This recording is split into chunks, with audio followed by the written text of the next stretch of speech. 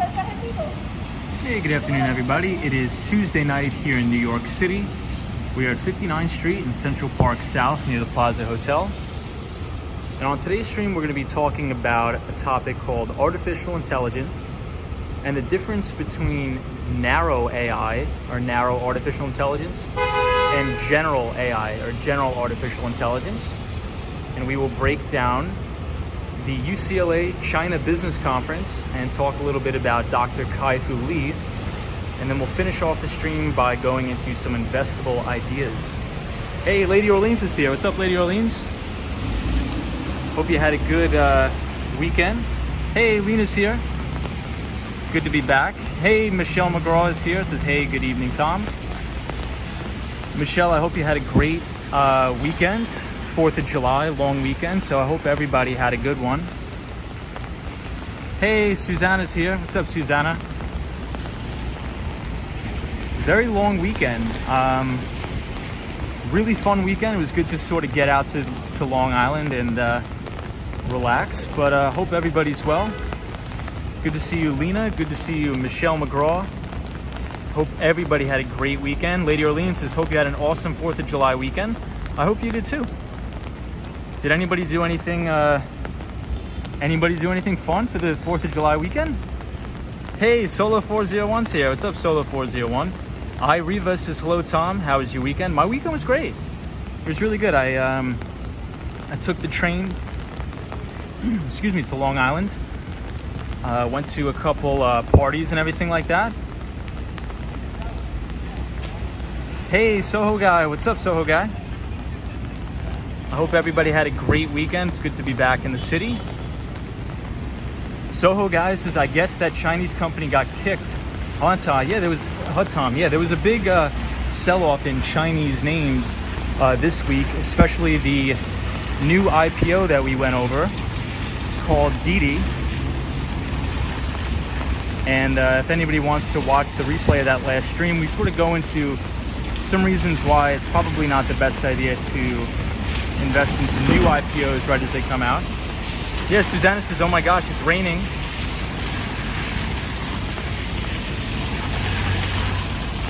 But it's summer, yes. So it is raining like crazy here in the city, so unfortunately we're not going to be on the skateboard. It's been raining a lot. It's been raining a lot in Manhattan, but we're here at Central Park South. Riva says, I just watched James and Carla live streaming fireworks show. Nice. There was a ton of nice fireworks out on Long Island. I wasn't in the city for the 4th of July, but I did get to see some nice fireworks from Long Island. It's pretty good. Hey, the ABX girl's here. What's up, ABX girl? Yeah, Lady Orleans says, no skateboarding? Oh, well, safety first. Yeah, I really don't like to skateboard when it's wet. It's just super, super dangerous and it's not worth it. So we'll sort of walk around. We'll walk around like the Park Avenue area, or maybe we'll just go down 5th. But the ABX girl, hope you had a great 4th of July weekend. Hope everybody had a good one. Hey, Sunshine After Rain is here. How are you, Sunshine? It's raining like crazy here in the city, and it's also lightning. But a little bit later in the stream, I wanted to bring up a topic to talk about it a little bit. Wow, that was crazy lightning. I'm not sure if anybody saw that.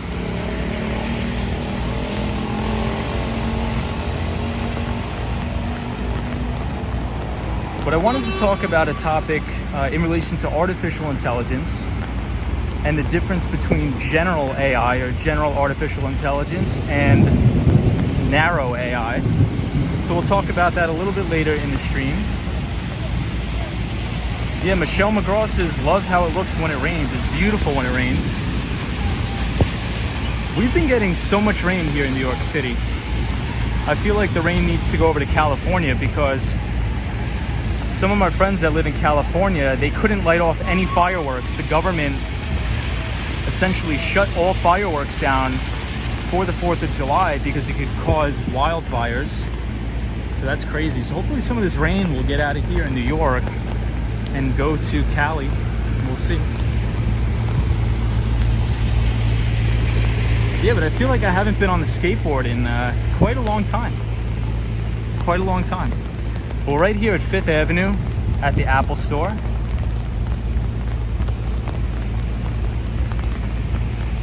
Yeah, lots of lightning.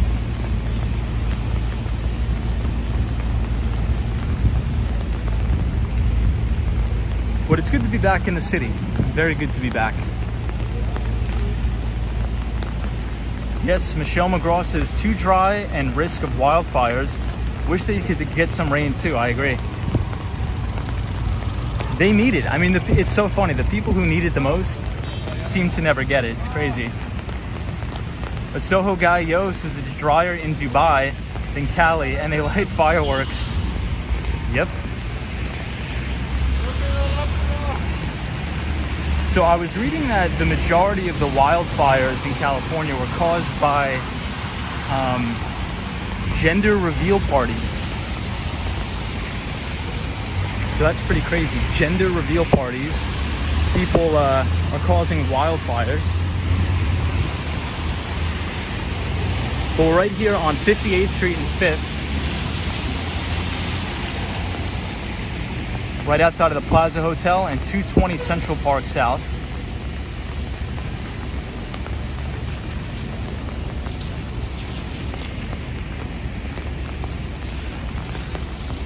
Soho guy, hope you had a good 4th. Did you do anything exciting? Anybody do anything exciting for the 4th? I just went to my friend's party out on Long Island in Massapequa. That was about it. That's really all I did.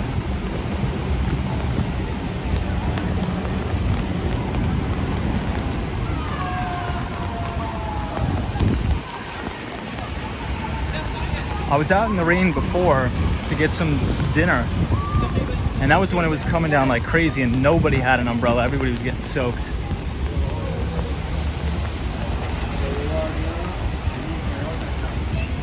But we're here on 5th Avenue and 57th Street. Soho guys, as I watch live streams, there we go.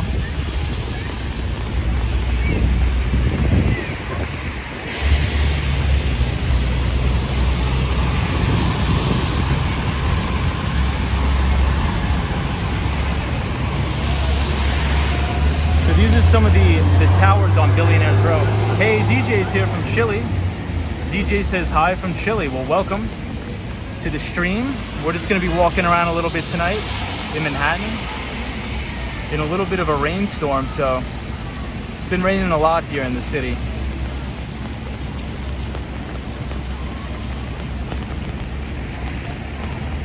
Hey, Fancy Face. Hey, everyone. What's up? Michelle, what's up, Fancy Face?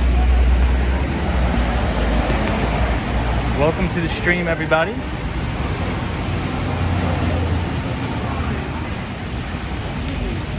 Fancy Face 1418. I hope you had a great 4th of July weekend. Hey, Gerald Lee is here. Says, hey, Wall Street Skate Pro. What's up, Gerald? So we're not going to be skateboarding tonight. It is raining once again. Once again, we're rained out. Andres Lost is here. Andres Lost says, hi from Chile too. Hey, we have a lot of Chilean viewers. We love Chile. So welcome to everybody that is from Chile joining the stream. We're happy to have you here. And welcome to New York. This is East 56th Street and 5th Avenue. Welcome. And Letty Munoz says, hola. Welcome to the stream, Letty Munoz.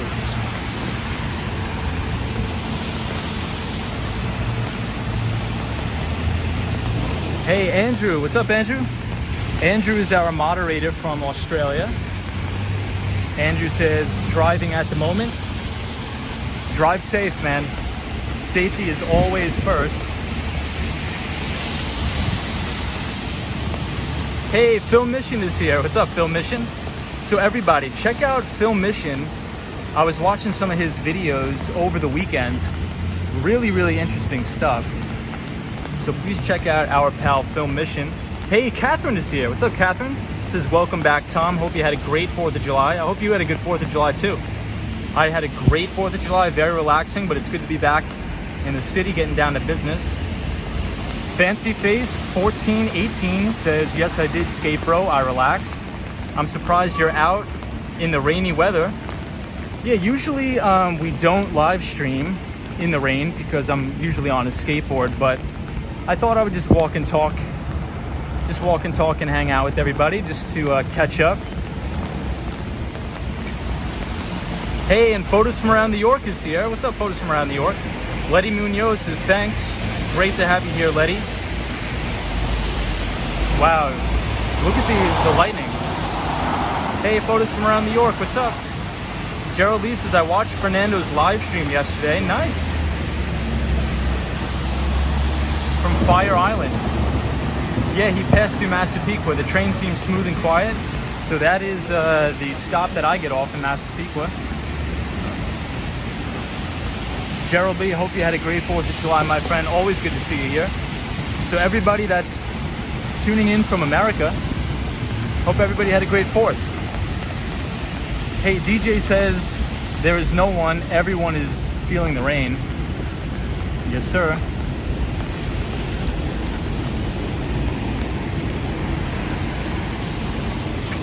So this is the famous St. Regis Hotel. Right here on 5th Avenue and East 55th Street is the famous St. Regis Hotel.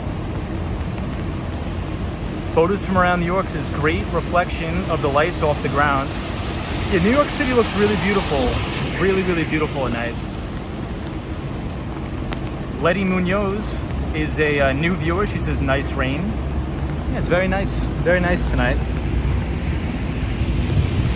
So thank you to all of the new viewers and the new subscribers to the channel. Welcome.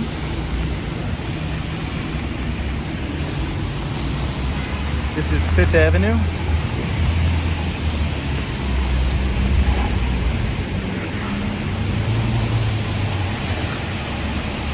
Hey, Charlie's here. Says, hola, welcome.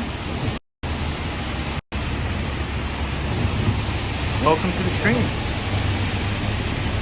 Charlie, I don't think I've seen you on the stream before, so hope you're well. And thank you for joining. And Catherine Capasso says, yes, looks cool with the rain. I agree, Catherine. DJ from Chile, our pal from Chile, says, is it hot or cold? DJ, this earlier today was extremely humid and hot. But with the rain, it's still a little bit humid, but I wouldn't say it's hot. It's cooled down considerably. I would say it's about 85 degrees. So not bad. Michelle McGraw is our pal. She says, I would love to be there walking in the rain. Yeah, Michelle, I agree. So New York is absolutely beautiful in the rain. However, I'd much rather have it sunny. So this is one of my favorite buildings. I really love the architecture of this building. Just look at how beautiful with the balconies and the terraces. It looks unbelievable.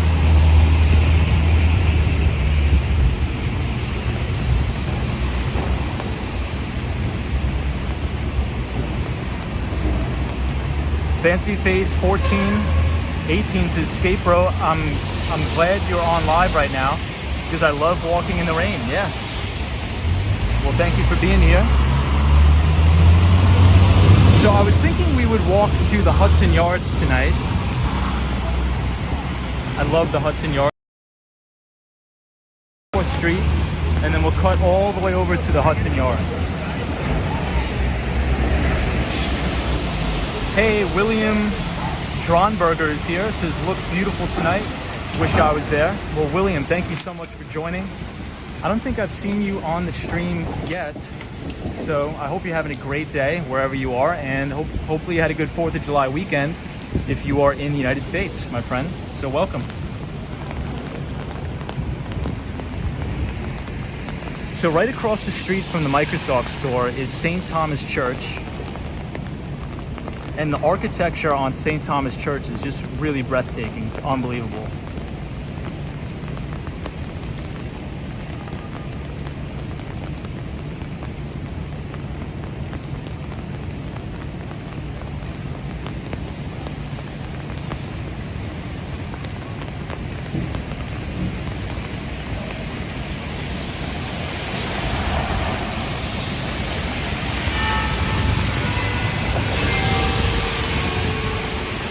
And the bells are going off too.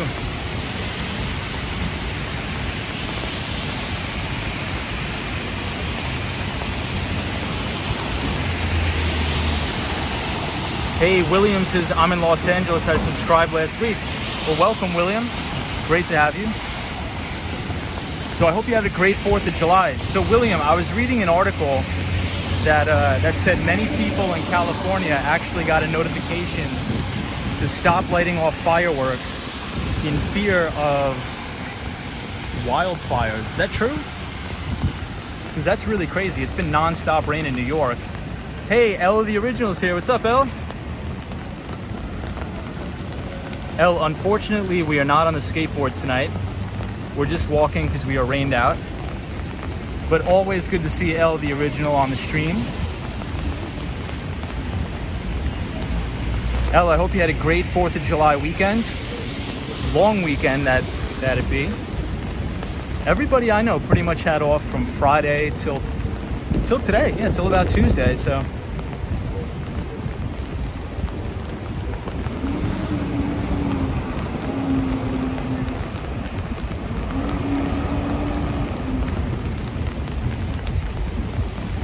So we're coming up on West 52nd Street and 5th Avenue by the Nike store.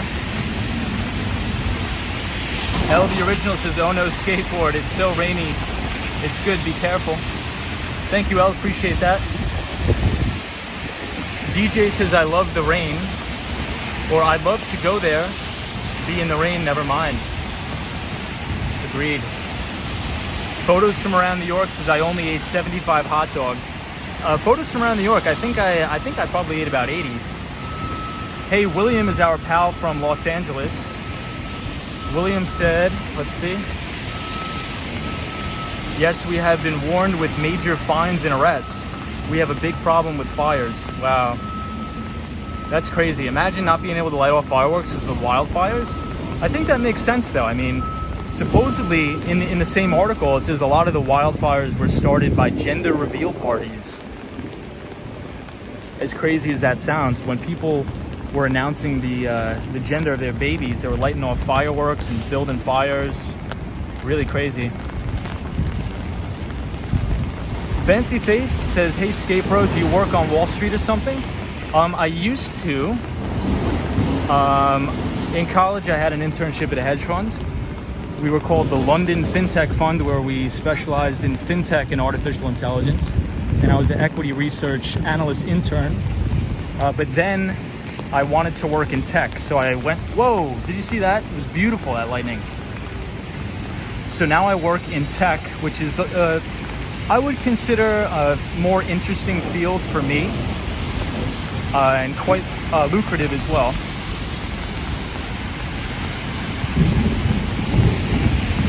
But so now I just work in tech and I just run my. But I still have a lot of buddies on Wall Street that work at different hedge funds or private equity firms, VCs.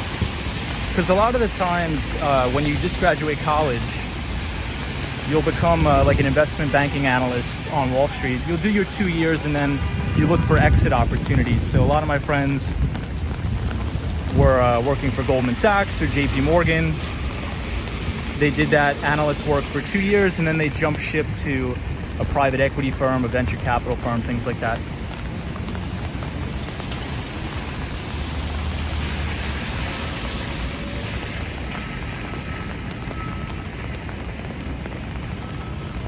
So now we're by St. Patrick's Cathedral.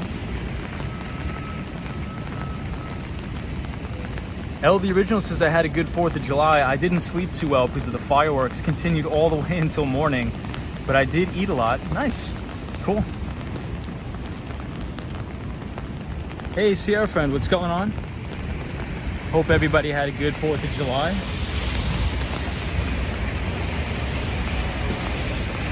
Dutchman says, William is correct. There's a ban on fireworks in LA. My son is a fireman in the city. Well, God bless him. Near LAX, Culver City. It is extremely dry with fire danger all over. Southern California because of the drought. Wow. Well, Dutchman, first and foremost, please extend my gratitude to your son. I mean, a fireman, that's awesome, man. Thank you so much for all of his work. Fancy Faces, does the job keep you on your toes? I used to be an executive assistant for AXA Advisors. Yeah, I mean, I think I really like working in tech. I think for me, just my personality, I'm a little bit more, I want to be more hands-on and creative. So if I can, you know, sit down with the chief technology officer and help them build out their cloud infrastructure or advise them on different products and services that would help streamline processes with their company, I think that's a lot more interesting to me than, and I guess everybody's different, than being like an investment banking analyst where I'm just making financial models all day and just building pitch books. But I think it just depends on what you're really interested in. I think it just depends on what you really want to do. Hey, Out and About is here. What's up, Out and About? I'm going to pull off to the side so I can read some of the comments. It's very difficult to read the comments with the umbrella.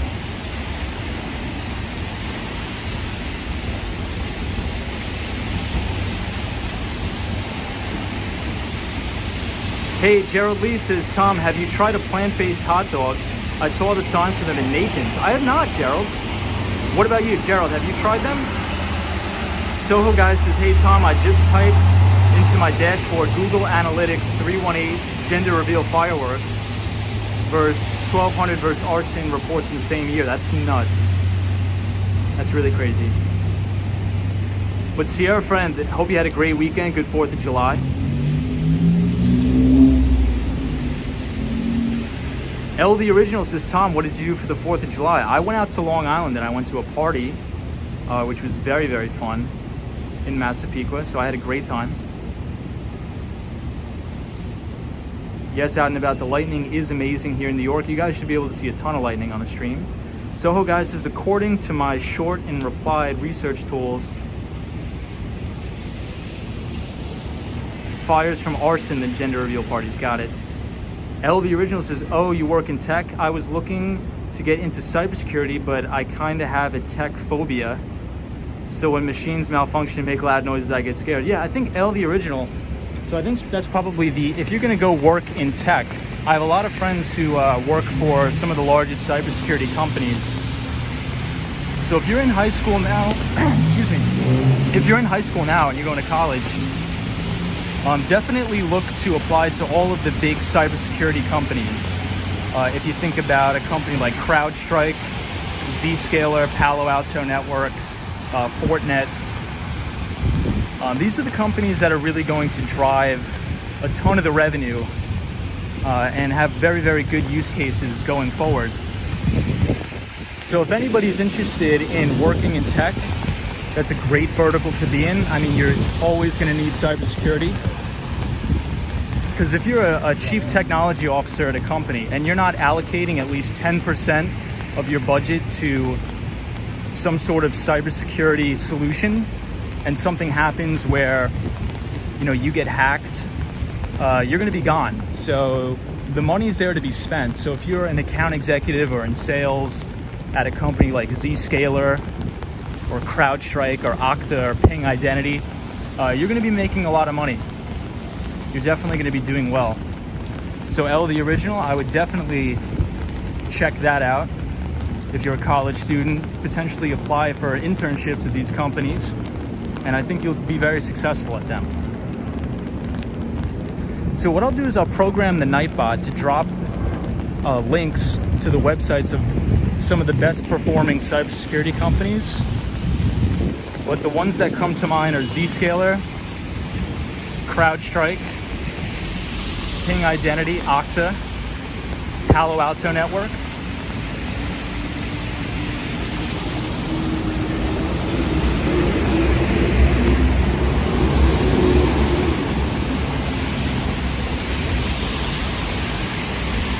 All right, so I'll pull off to the side here so I could read some of your comments.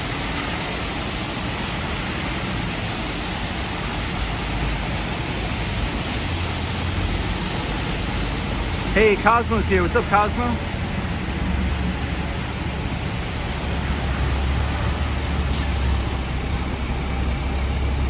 Fang Kang is here. Hey, Fang Kang. Welcome. Welcome to the stream, my friend. Thank you so much for joining. Nasir's Vision is back. Hey, Nasir. Welcome to the stream. Nasir was here last stream. I think he's pretty new to the channel. He says Rockefeller Center looks really cool right now.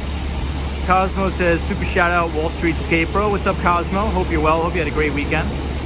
Soho Guy says, I think the news doesn't paint an accurate picture. Says Soho Guy. Gerald Lee says, I haven't tried a plant-based hot dog yet, but I have tried the Impossible Burger and didn't really care for it, says Gerald Lee. Yeah, Gerald Lee, so the Impossible Burger is by a company called Beyond Meat. And I think they're a publicly traded company as well.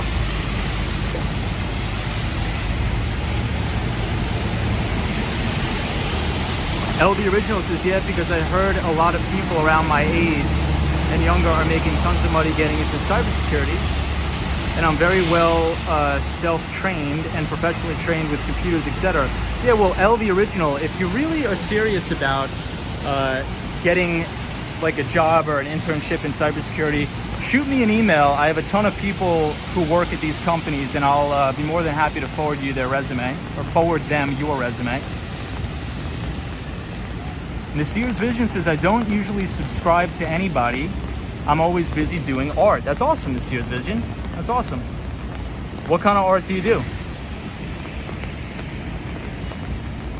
Lady Orleans says, Beyond Meat, yum. Fang Kang, welcome. Nasir's Vision says, what's up? Your channel is actually great. You always give helpful info. I appreciate that, Nasir. That's very kind of you to say. So sorry if the phone is shaking. I'm just trying to read everybody's comments. I feel bad. Ellie Original says, oh my God. Okay, Tom, thank you so much. Yeah, if anybody's a college student and is interested in tech or is interested in working on Wall Street, you know, I could help you, guide you in the right direction. But at the end of the day, it's just really all about your interest in it. But those are the companies that I have experience working with. And I think those are probably the best companies or for the most lucrative opportunities. So yeah, definitely shoot me an email. Out and About says, did you take your skateboard with you over the weekend? Did you do any pre-recorded videos? Out and About says. So Out and About is our moderator from Toronto. She does really, really cool videos going around Toronto, Canada. So if anybody's interested, please check out our friend Out and About. But no, I didn't do any pre-recorded videos. I didn't do anything like that. I really wanted to just relax because I've been really, really pounded at work lately, and it was the end of the quarter. We did very well for the end of the quarter, so I just wanted to relax. Hey, SW is here. SW says, is it okay to ask your age? And do you ever get a little spooked walking at night? Love the walkabout. Love the walkabout. Yeah. So I'm 26. I just turned 26 years old in May. And no, I generally don't get spooked when I'm walking outside in New York. No, to tell you the truth. But I'm glad you're here, pal. Thank you, SW, for joining the chat and the stream. Dutchman says, Skate Bro, what do you primarily use for your antivirus program? I used Avast Premium and love it. Thank you for your input. Yeah, I mean, if it's just you, I mean, you could probably just run like a basic Symantec or a McAfee. But if you're talking about like on the enterprise space, like if you own a company or something like that, you probably need a solution tailor-made for a business perspective.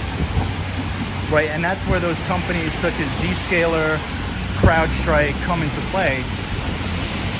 But if it's just on your computer, then yeah, you could run just like a Symantec or something like that.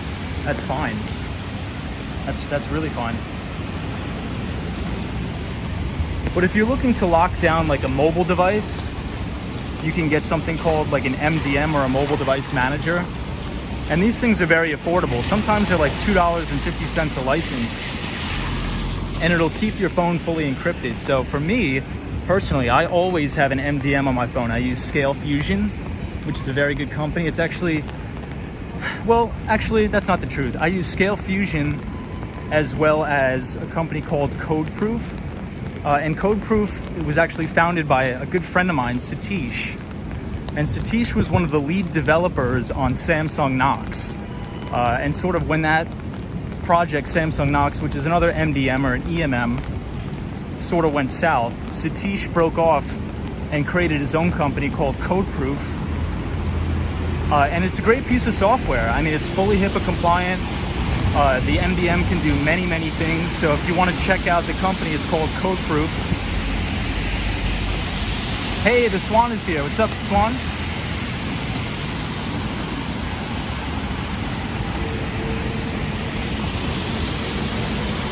So back in the day, and even now, I sell a lot of that specific cybersecurity use case. So it's called endpoint security management. So if you think about what's going on now with remote work, with workers out in the field, there's so many endpoints. They're called endpoints. So if you have a cellular phone, if you have a computer out in the field, you know, a company needs to manage that, right? And when there's an exponential amount of endpoints out in the field, there's an exponential amount of sort of gateways where malicious actors can enter your space. So whether that be an Emotet threat, which are like phishing emails or something like that. So what's big now is companies having employees download some sort of an MDM software where it's fully encrypted and it containerizes the device. It's called containerization. It's a cybersecurity industry term. It's called containerization. And essentially that'll containerize the phone for work and personal use. So all of your work applications will be fully encrypted and fully safe and fully separate from your applications you use for personal use, if that makes sense. So we're at 42nd Street, Bryant Park. And I'll catch up on your comments. But I know the Swan is in the house. So the Swan, thank you for joining, my friend. The Swan is our moderator from Ireland. And I just have to duck under like some sort of an awning here just so I can catch up on all the comments. So we'll do that right now. Elle says I had to come on my other profile. Nightbot timed me out. Sorry about that.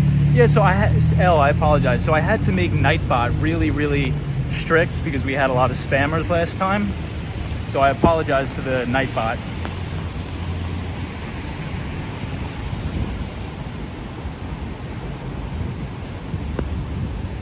All right. So we're right here at 5th Avenue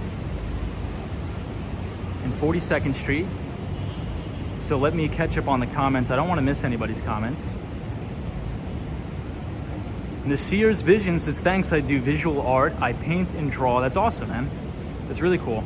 God Loves 6980 says, what does he say? I lost the comment.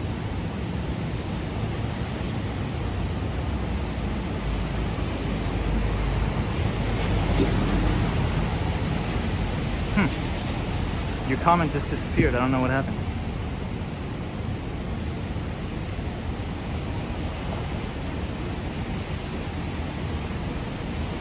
Gerald Lee says, corporate news never paints an accurate picture, unfortunately.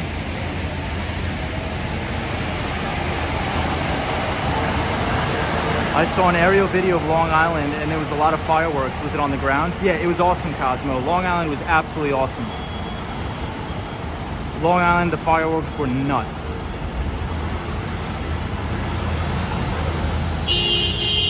A Soho guy says, hey Tom, what about AI versus AGI? We'll get into that. I'll give you some insights.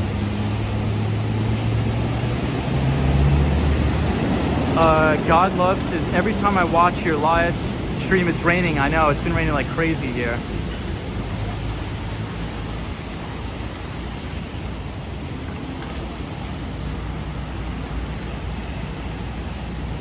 Soho guy says, Tom, can you touch on AI, AGI? Are you talking about artificial intelligence? Yep, that is the topic we're going to go into right now. Elle says, are you on the east side of Manhattan? Well, we're central, right on 5th Avenue and 42nd Street, Elle. Nasir's Vision says, I've never worked in tech before, but from talking to people who do, I hear tech can make you great money, but you have to spend a lot of time learning programs that won't be used in the future. Oh, that's not necessarily true. Nasir's Vision, that's not necessarily true. Elle says, my favorite hotel is in this neighborhood, Hotel 32 on East 32nd Street. Nice, we'll check it out. Arthur Lopez is here. Hey, what's up, Arthur Lopez? Says, hello, Tom and everybody. Nasir's Vision says, I think it's a good field, but you have to be ready, constantly staying updated with new tech. I agree. Yeah, so technology is ripe with disruption, right? But I think that's in any industry. And I think going forward, that's sort of why I've changed my investment cycle to a 5-year time frame. Because I think that companies could easily get disrupted within 5 years. So I always want to be revisiting the companies that I'm invested in and making sure that their stories are intact.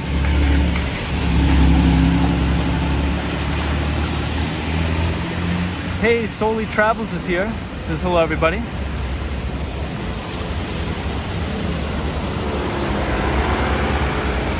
Yeah, augmented reality. So we'll get into that. So I guess we'll start the topic for tonight. And so if I miss anybody's comments, I apologize. So I'll pull off to the side every once in a while, and I'll try to read as many as I can.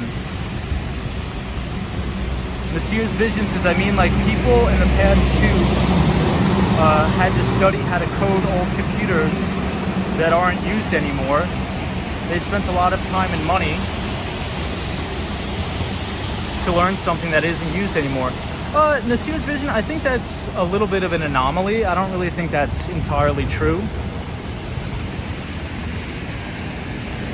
I think it's pretty easy to teach yourself new things and stay up to date. And I think a lot of people, they get the misconception that, oh, if you work in the tech, you have to be a full stack software engineer, right? But that's not necessarily true. There's tons of jobs and roles in the tech companies. For example, you could be an account executive or an enterprise account executive where you're selling software. You could be in product management or product development where you're building go-to-market strategies to bring new products and services to the marketplace. So you don't need to be a full-on, or a full-stack developer, an engineer. It's not entirely true. But I would suggest that you at least have basic coding skills. No Python, things like that.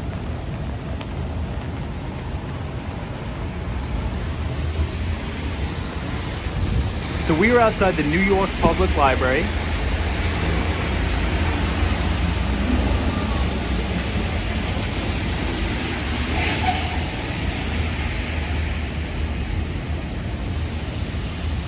Elle says, would you say cybersecurity is a lot of hard work?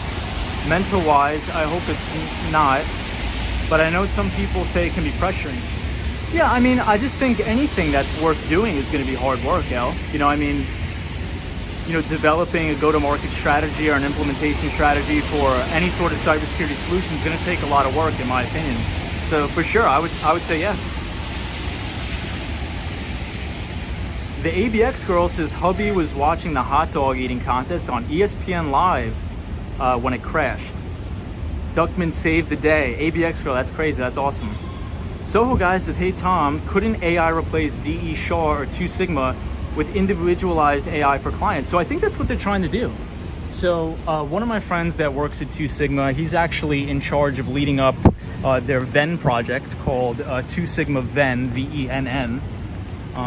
But what a lot of quantitative firms do is they develop algorithms based on machine learning and deep learning to try to build predictive algorithms to try to beat the market. But we'll talk about that. That's a great observation. Really, really great observation.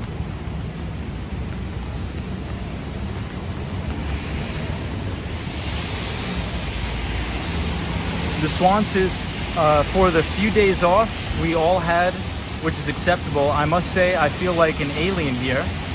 It's just a culture issue, no offense, no problem. Hola, ¿cómo estás? Says Charlie. How are you? Wow, the lightning is beautiful. I hope it's coming out nice on the stream.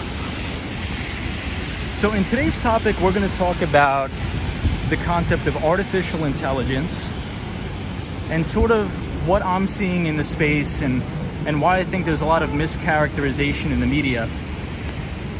And I want to introduce an interview to you guys a little bit later.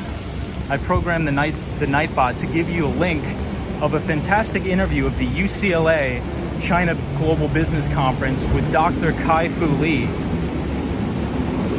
And Dr. Kai-Fu Lee was the former president of Google China. He's held executive positions at Apple, all during the time of the Silicon Valley boom.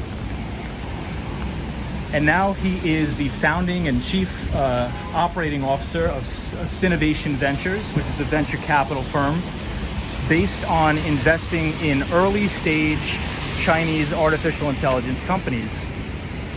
And when I mean early stage, I'm mainly talking about Series A and Series B funding.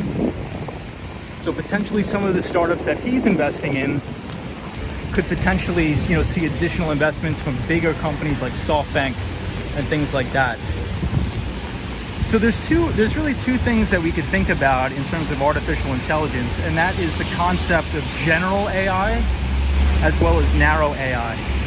So if you think about the concept of general AI essentially means that a computer or an algorithm or the artificial intelligence is trying to mimic that of a human. So essentially the artificial intelligence would overtake every single aspect of a human's capabilities in terms of the way they speak, their character, their personality, the way they love, and sort of mimic that of a human. And that's sort of not what we're seeing right now. And I don't think that's going to be there for a very, very long time. I think that's a very, very far ways away. But what is real right now, it's something called narrow AI. And narrow AI is essentially building an algorithm or building an artificial intelligence to focus on a specific use case or a very specific problem. So for example, you can train an algorithm to identify the best person who is going to pay back a loan, right? And one of the ways we can do this is by deep learning, was through the invention of deep learning. And essentially that is taking terabytes worth of data and massive amounts of data and labeling this data and training the algorithm. So for example, if you have, terabytes of pictures of cats, you could show thousands and millions of pictures of cats or dogs or animals to these algorithms that can now have more predictability and identify people, places, or things better than humans can. And this can be applied to anything. This can be applied to healthcare, where algorithms and artificial intelligence will now be able to identify cancers, cancerous tumors, whether they're benign or malignant, way better than any other doctor could anywhere in the world. And so when the media sort of portrays artificial intelligence as the boogeyman that's going to destroy society and overtake humans, I think they're pretty misled, because they're talking about the concept of general artificial intelligence. And general artificial intelligence is a total myth. It doesn't exist, and it probably won't be around in our lifetime. But what is true is the concept of narrow AI, where you can feed an artificial intelligence or an algorithm terabytes worth of data, huge data sets, and train the algorithm to identify specific things. So I think it's going to really disrupt the banking industry, because the AI will be able to better predict who will be able to pay back loans better. And Dr. Kai-Fu Lee, in his book, AI Superpowers, they were doing a study where they had a bunch of people apply for personal loans. And the algorithm actually picked up and predicted that due to the percentage of your battery, you're more likely to pay back your loan. So those people who applied for the loan when their battery was above 50% were 40 times more likely to pay back the loan as if somebody applied for the loan on their cell phone when their battery was 1 or 2%. So it's a ton of crazy things that could go into it. And we'll talk about that a little bit later as well.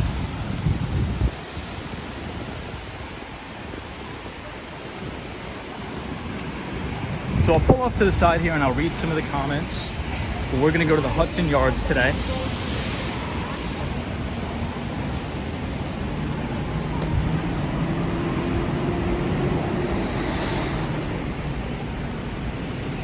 Hey, the Walking Channel's here. Hey, what's going on? Hey, Fernando's here. What's up, Fernando? Lady Orleans says, Tom, it's coming down really hard in New Jersey. It should hit you in about 20 minutes. Thank you, Lady Orleans. Look at how beautiful the lightning is, though, here. Really, really nice. Soho Guy says, hey, Tom, Elon said Super AI is 4 years away. Cosmo Scary says, have you seen that China built the most powerful quantum computer? Yes, I have seen that. Fernando, hope you're well. Elle says, I'm scared that if machines would be really human-like, I don't know if my tech phobia could take it. Yeah, I really don't think that's the case, right? So that's the concept of general AI, and general AI is just not a thing. But what is a thing, and that's really helpful to people, is called narrow AI.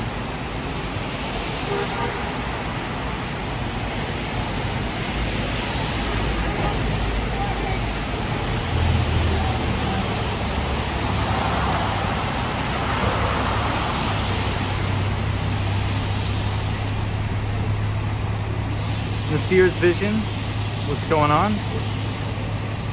It says that's such a crazy stat. Yeah, it is. It's really crazy. Hey, DJ says, hola, what's up, DJ?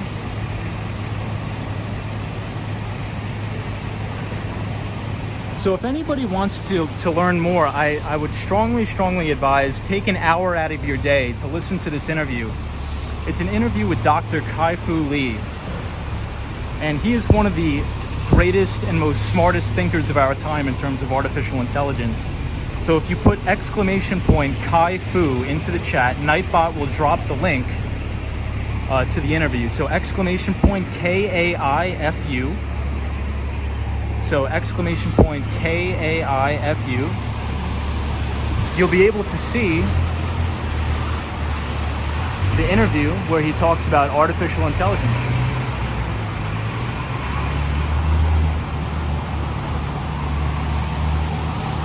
And the Empire State Building looks amazing tonight, everyone.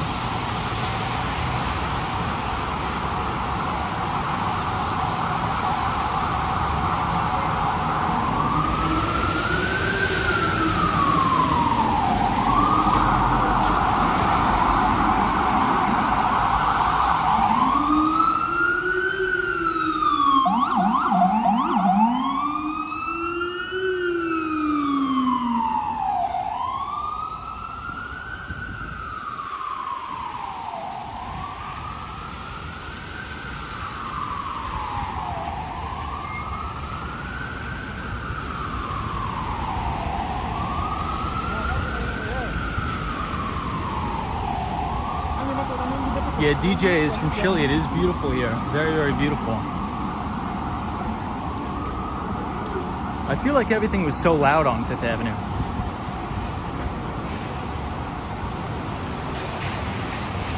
Yeah, the Swan, the Empire State Building.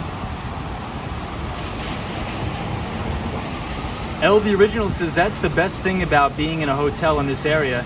You're not too far from the Empire State Building and you can see it right out of your view. Yeah, that's true. Hey, Ibrahim's here. What's up, Ibrahim?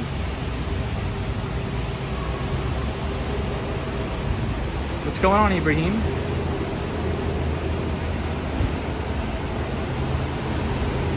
Yeah, so if you watch that interview, and if you'd notice, so it's from the UCLA China Business Conference, and if you notice, there's only like 800 views on the entire interview. And that just goes to show you what content is really prioritized on the internet, because that interview is really, really invaluable information. And Dr. Kai-Fu Lee was at the forefront of Silicon Valley innovation in the United States, both and in China.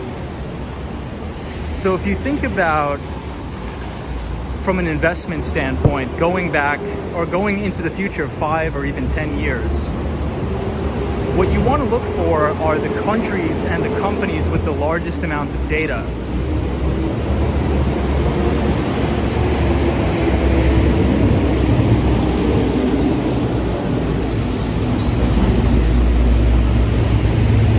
And what you'll find out is that companies like Google, Facebook, Amazon, the reason why these companies have performed so well over the years is because they have access to the most amount of data on the internet.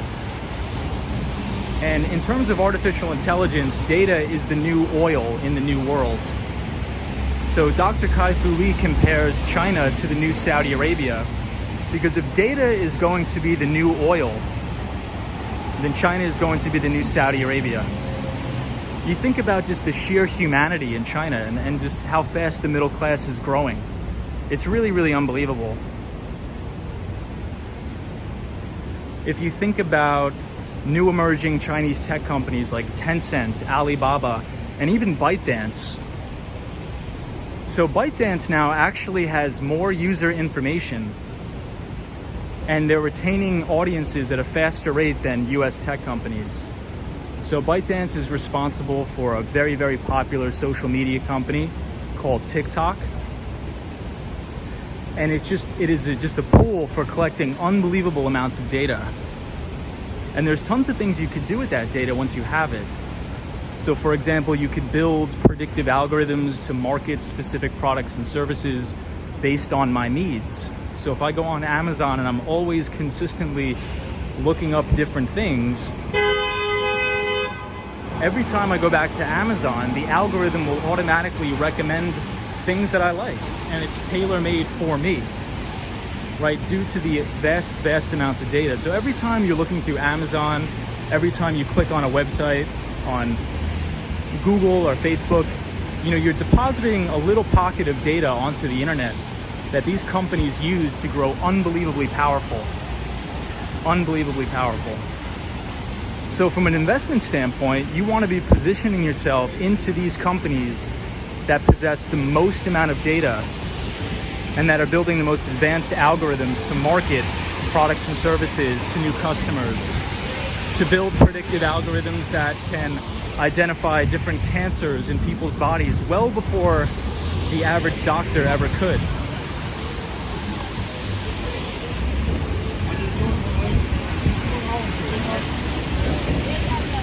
Soho guy says, I'm betting China will fail in 3 years.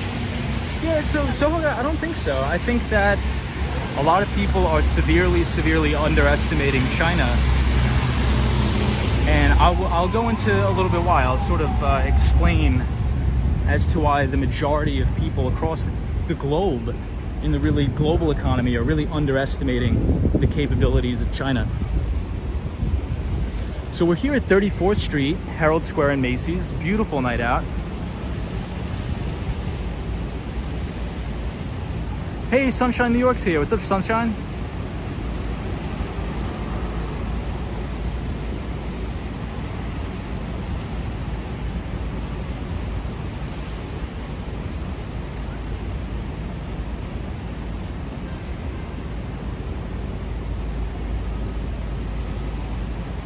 Texas Gaja computing system at the Lincoln Lab Supercomputing Center has been ranked as the most powerful AI in the world. We already see robotics and Roombas and AI vacuum. Yeah, Sunshine New York, that's a very good point. It's a very, very good point.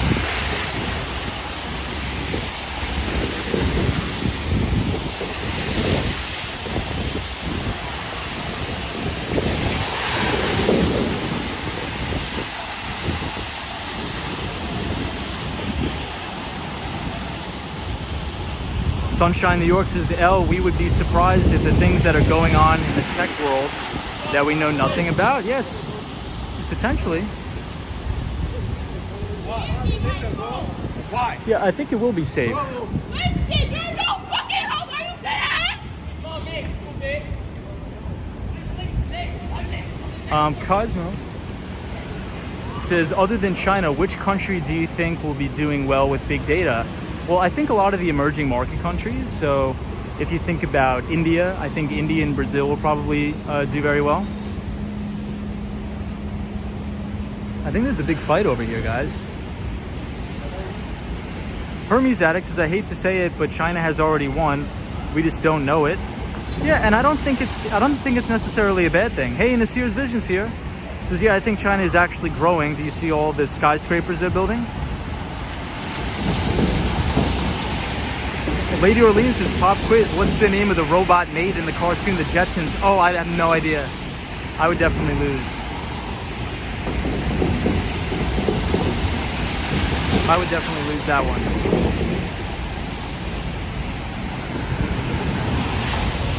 Yeah, so what I think is, so back in the day when you had the dot-com boom and bust, you had a lot of Chinese companies that would they would be called copycats. And a lot of people in Silicon Valley never took any Chinese company seriously ever. Because you would have all the big wigs in Silicon Valley in the United States, and they would see all these products and services that would come out of China, and they would say, oh, these are just copycats of US companies. They're never going to build a sustainable company that could ever compete with the US tech company. And at the time, that was true. And Dr. Kai-Fu Lee, in that interview, goes into that ad length and ad nauseum. And essentially what he says, he's like, when he was running Google China's operations in China, he would see all of the American copycats. But now, you know, as you've moved on from the tech wreck and the dot-com bubble, China has made significant investments into artificial intelligence and machine learning and the AI infrastructure in the country. And so now you're actually seeing homegrown Chinese companies that are, for example, like an Alibaba or a Tencent or a JD, and more recently Pinduoduo. So a lot of these American counterparts are saying, oh, you know, they're still the big copycats like they were in the early 2000s, but that's actually not the case. But in terms of investable and investments, I think it's going to be very difficult to invest into China just due to ESG reasons, so environmental and social governance.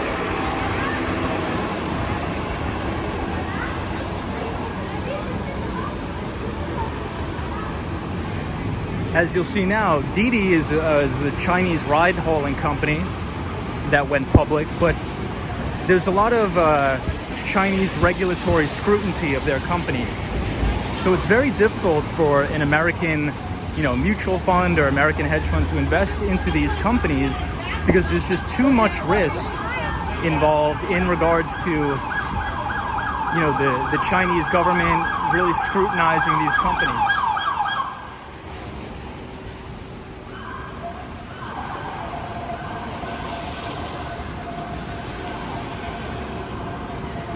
And also from an environmental standpoint, right? So if you're working at a big mutual fund on Wall Street, there's something called the selection committee.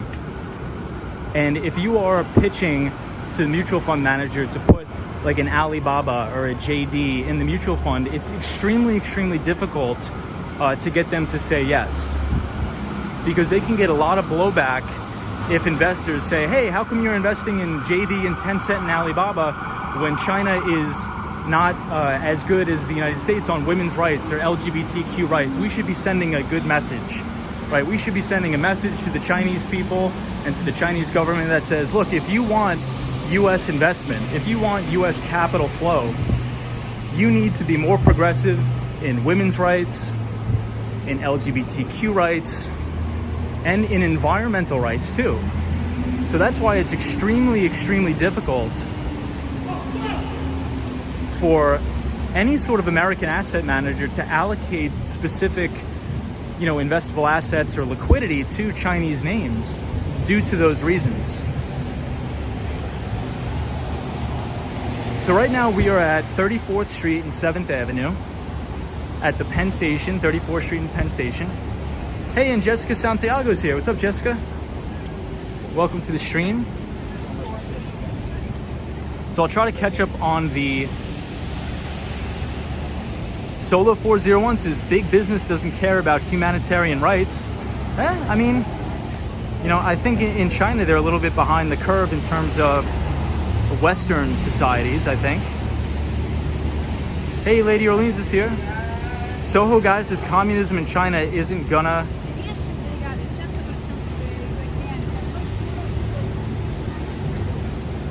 work out well in the long term. Yeah, I agree. I definitely agree with that, Soho guy. Jessica Santiago's here. It says Nasir's vision says seeing China copy car designs is hilarious. Some of the fake cars look so goofy. Yeah, I mean, that's true, but I do think that there is a lot of innovation coming out of China. Joe C says hi. Hey, Joe C, what's going on? Photos from around New York says, is there a way to not allow web companies to take my cookies? Yeah, so that'll be a topic for another day, but there's actually a big regulatory scrutiny right now about that.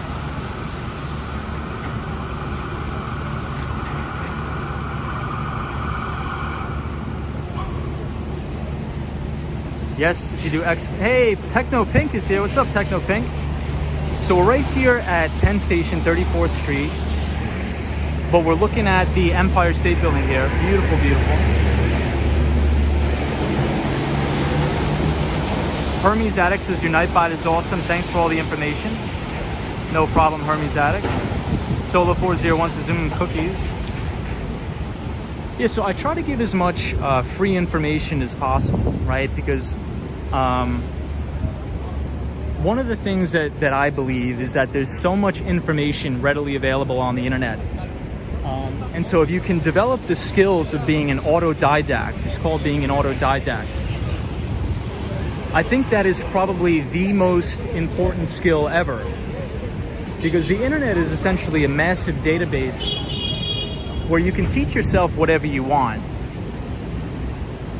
So the Nightbot will oftentimes drop links of some of the best investors of all time, like Stanley Druckenmiller.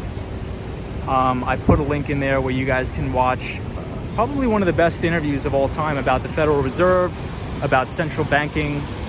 And those are the type of people you want to learn from, right? You want to learn from people who have been on Wall Street for years and who have unbelievable track record of investment returns. Those are the people you want to learn from. So I programmed the Nightbot to give you guys some free resources of a lot of stuff. So definitely take advantage of that.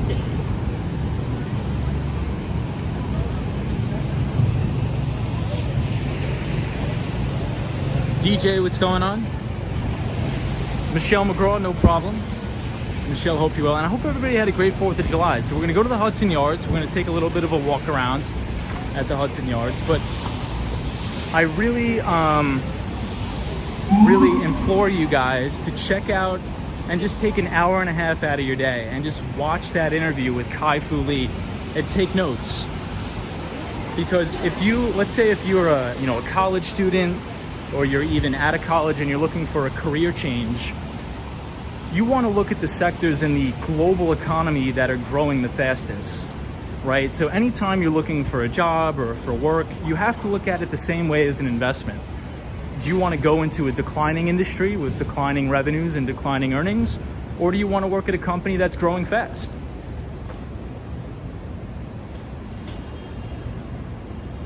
So please check out that interview with Dr. Kai-Fu Lee, unbelievable genius of our time, at the China Business Conference. And he talks about the differences between general artificial intelligence as well as narrow artificial intelligence. Oh, check this out. This is a beautiful place at 1 Penn. Hey, Patrick New York's here. What's up? What's up, Patrick New York? Hope you're well, my friend. It's raining, so we're walking tonight. Nasir's vision says learn from wealthy people and you can increase your chance of being wealthy. Isn't that crazy, Nasir's vision? Yeah. Sunshine New York says, I have a question, Tom. How do you find your 401k from a company that has gone out of business? Ooh, that's interesting. So Sunshine, New York, I'm assuming you've worked for a company and you had a 401k plan with them and you had investments with them, but now they're out of business. What I would do is I would contact the financial institution that was in charge of custody of your 401k. So for example, if it was Fidelity or Wells Fargo or whatever, I would call that company and definitely see what's going on. But 9 times out of 10, it was probably Fidelity that was in charge of custody of your 401k. But Patrick, New York, hope you had a great 4th of July weekend, my friend. Patrick, New York is always on the stream here. So Patrick, I hope you had a great weekend, 4th of July weekend.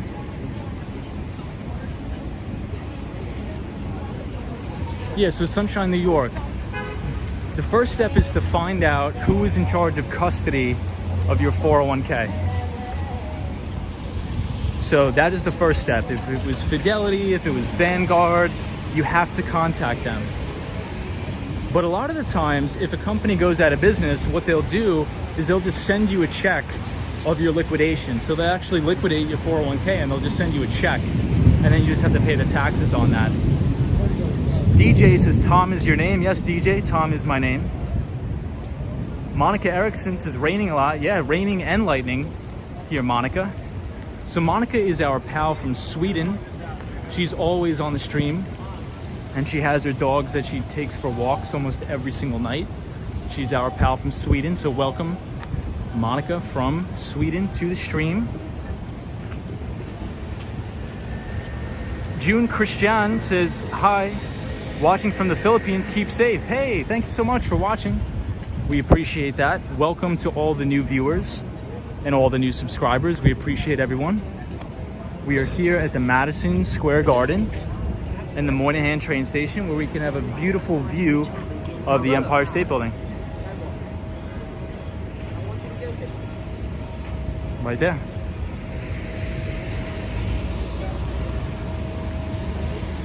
Wow.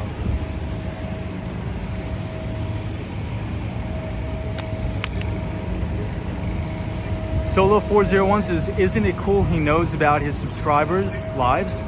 Yeah, Solo 401. Ooh. Solo 401 is from Philly, I believe. From Philly. Please correct me if I'm wrong, but Solo 401 is from Philly.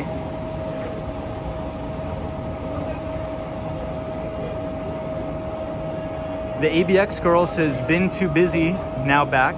No problem, ABX girl. The ABX girl is our pal from the Bronx. Robo F says, are you looking forward to The Matrix 4? I am.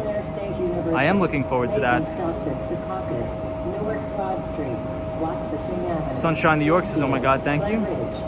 Michelle McGraw says, yes, that's what I had to do, Tom, in relation to the 401k.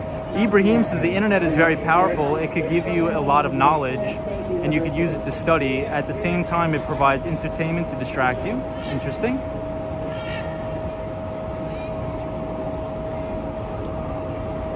Wow, look at the lightning. Beautiful. Can you guys see that on the stream? The lightning is crazy. Ibrahim says, you are lucky to live in New York. You can experience a lot.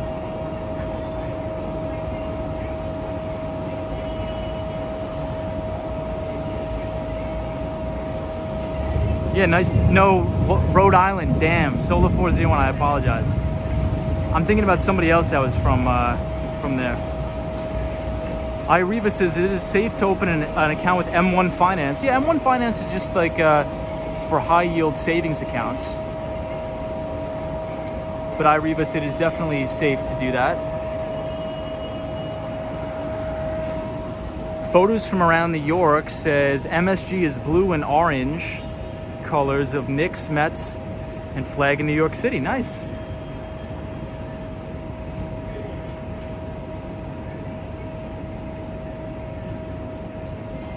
The Sears Vision says next week will be very rainy. Pay attention to your surroundings on, please. 8th Ave is a bit rugged tonight. Yeah, Sunshine, New York, I totally agree. Always good to have a situational awareness, especially around Madison Square Garden. Solo 401 says, don't apologize. A lot of info rattling around in that head of yours. Yeah, so Solo 401, I knew you were from Rhode Island. I just got you confused because of your profile picture. So we have another viewer that's named Andre, and he is from Philly, but he also has, his profile picture is also of his bike. So I know that you ride motorcycles, and Andre also rides motorcycles, so I got you guys mixed up because of the profile picture. Yeah, L the Original says this area is always crazy. So this area around Madison Square Garden, 8th Avenue, a ton of crazy people. But check out the view from here. You can see Madison Square Garden, as well as the Empire State Building. But I just wanted to say thank you everybody for joining. We have a lot of new people, a lot of new subscribers, and a lot of new viewers. So thank you so much.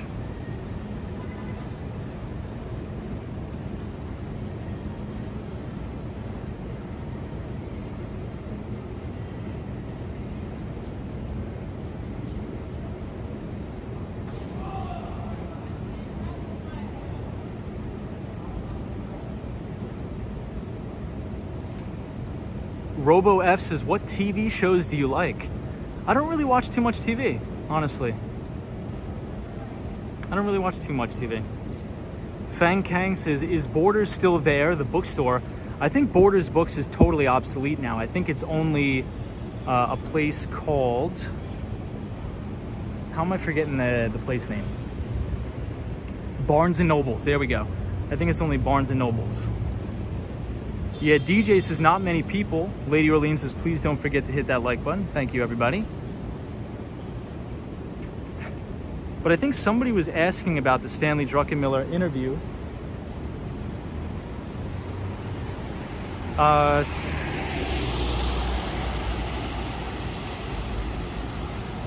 somebody was asking about it. But if you want to listen to the Stanley Druckenmiller interview, just type !Druck into the chat, and you will get the interview of Stanley Druckenmiller.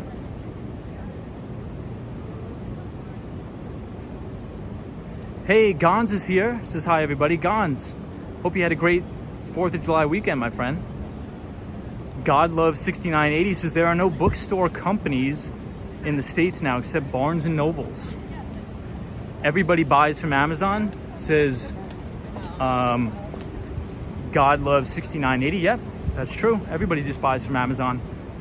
Dutchman says, do you team up with Action Kid from time to time?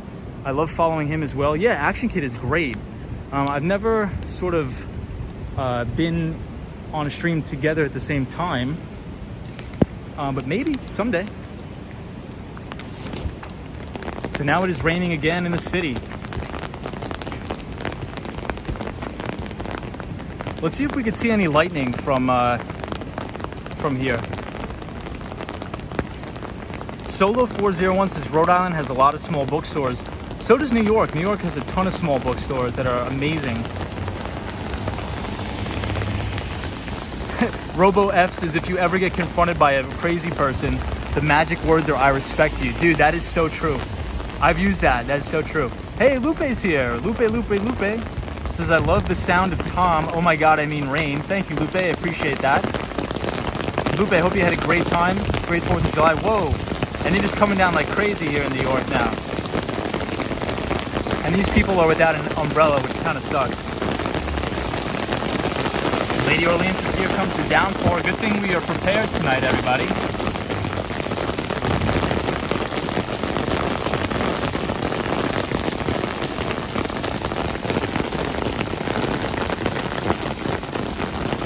Stone Kicker's here. Says hello, thanks for being out. No problem, Stone Kicker. Stone Kicker is one of my favorite usernames on YouTube, by far. And Sears Vision says that view is sick. Yeah, it's awesome. Let's see if we can see any lightning from the Empire State Building.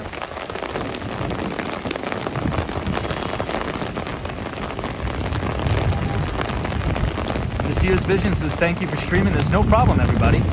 I appreciate everybody being here. Appreciate all the new subscribers. Thanks, everybody. L the Original says, wow, it's raining hard. It's raining really hard. Film Missions is nice. Super humid here in Toronto.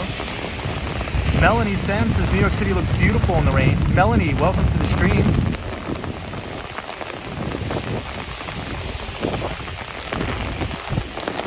Yes, Empire State Building equals signpost equals know where you are. Patrick New York says, Tom, what do you think about Jeff Bezos stepping down as Amazon CEO? What do you think he will do next? I think he's going to work on his space exploration business.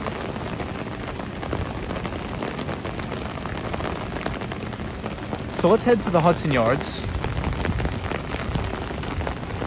Yeah, I think he's just going to focus on his space exploration business. So, Blue Origin, as they call it. And I think Elon Musk, as well as Jeff Bezos, will have the new modern space race to try to colonize Mars. So that should be pretty interesting to check out. Jessica Santiago says, thank you, Wall Street Skate Bro, and stay dry. I Reba says, this rain is awesome. Thank you so much. Yeah, it's really coming down. The ABX girl says, I tell everyone keep a small totes of umbrella at all times.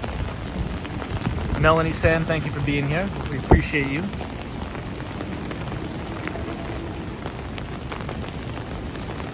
Ireba says, are you wearing rain boots? No, we are not. We are not wearing rain boots. But I'm actually not getting that wet, so it's not bad.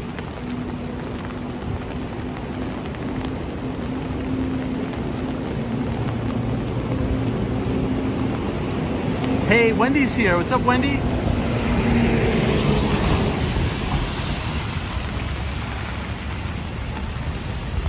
Wendy is our pal from Maine, I believe. Is that correct, Wendy? I think Wendy is here from Maine. Jessica Santiago says sneakers, absolutely. Soho Guy says, hey Tom, you think ASI could cause costs of production and our services at millions of the cost? I mean, I think that's where all technology, that's what it's doing, right? So I think there's this theory that technology is deflationary, which I would agree with. So, Soho Guy, not to sound repetitive, but that interview with Dr. Kai-Fu Lee actually touches on that exact subject. And sort of the theory is that as businesses utilize artificial intelligence, so for example in China, right? China is mainly known to be the factory of the world, or the world's factory. So if they can use artificial intelligence to program specific robotics, that's going to drive the cost of production down significantly, a significant amount. So instead of having humans in the factories doing these tedious tasks, you could program, robots in factories to do these repetitive tasks and manufacturing for humans. And you don't have to pay them a minimum wage, you don't have to pay them anything, and you could work them 24/7, 365. So the cost of production is going to go through the floor. So I think that's a great point, Soho Guys. So check out that interview. And I'm in the boat that technology is very deflationary. It creates deflationary environments. And I think we just had Zap Allen join. Hey, Filler's here. What's up, Filler? Zap Allen says, oh my God, hey Tom, I thought you quit the show. Glad to see you back.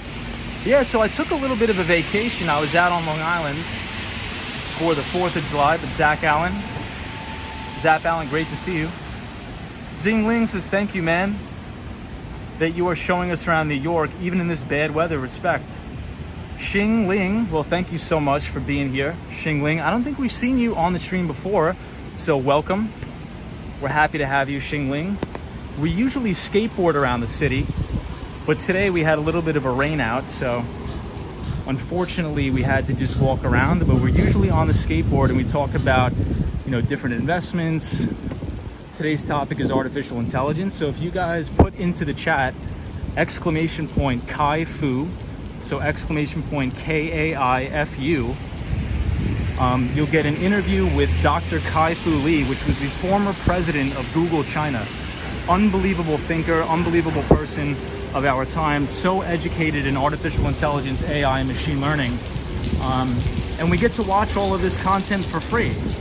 So it was at the UCLA Global China Business Conference, and Dr. Kai-Fu Lee has written many books. I've pretty much read all of his books. One of his most notable books, which is a New York Times bestseller, goes by the name of AI Superpowers.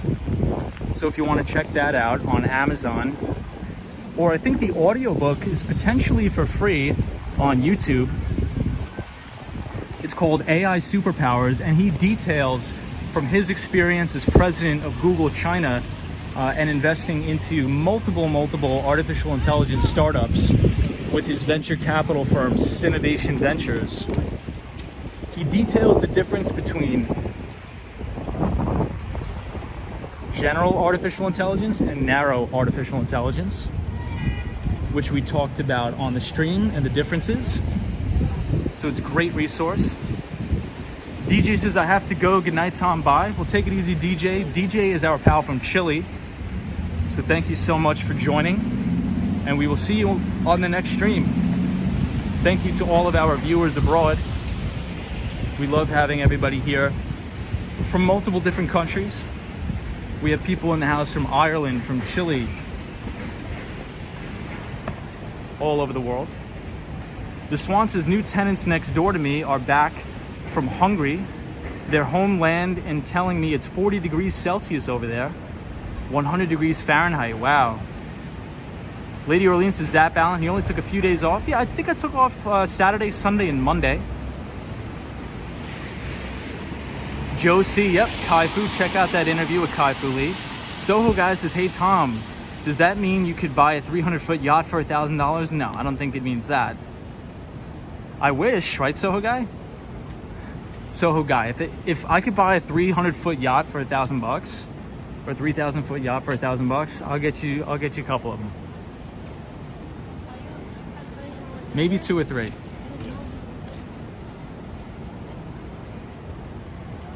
So from an investment standpoint, here's my investment thesis. Wow, and we could really start to see the lightning come down now. One of my favorite things in New York is seeing lightning hit the tops of the buildings. The World Trade Center, there's some amazing photos online. Photos from around New York says, can I get it in on this yacht giveaway? If it's $1,000, for sure. I sub to Kai, says stoned kicker. That's awesome. So here we are at the Hudson Yards again. It's beautiful. So essentially my investment thesis for the next 5 years is to be long all the companies who possess the majority of the data. So if you think about, these are the companies I've been long for many years, like a Google or a Microsoft or an Amazon. Because I think the most lucrative part of their business is their cloud computing units. So if you think about Amazon Web Services or Microsoft Azure Cloud or Google Cloud, and what a topic for another day, we will go into cloud computing. So if you think about cloud computing in the traditional sense from Amazon Web Services or Microsoft Azure or Google, you think about IaaS. So the acronym is IaaS, and it stands for Infrastructure as a Service. But now it's actually turning to something called Managed Kubernetes. So we'll talk about that. And that is the theory of containerizing the cloud. So containerization. And that allows you to deploy applications and build software much faster than you could from a traditional cloud standpoint of infrastructure as a service. Zap Allen says, I couldn't survive without Google Cloud. I couldn't either. Joe C says, hi, Michael DaCosta. What's going on? Zap Allen says, AI technology is the way to go. We use it daily for our agency for writing content, and it is amazing. Zap Allen, I totally agree. That was the topic for today. we were talking about the difference between general AI and narrow AI. So Zap Allen, that's probably a good example, right? So your company probably utilizes narrow AI, where they can use artificial intelligence to feed this algorithm unbelievable amounts of data to where the AI will be able to learn predictive patterns so they can market products and services better to customers based on their previous search history, based on their previous purchase history, things like that. And AI can even break things down so far as to marketing specific demographics, right? What demographics tend to purchase different things at different times. You know, AI is pretty much endless what you can do with it. Zap Balance says, yes, Tom, that is correct. The Swan says, I thought that was a building, not a sculpture. Wow. Yeah, so the Swan, this is the Hudson Yards. And this sculpture is called the Vessel. And it's really, really beautiful here. I've only been up in the Vessel one time, but now they actually made it so you can't go up alone. You actually have to go up with a person, so it's kind of crazy.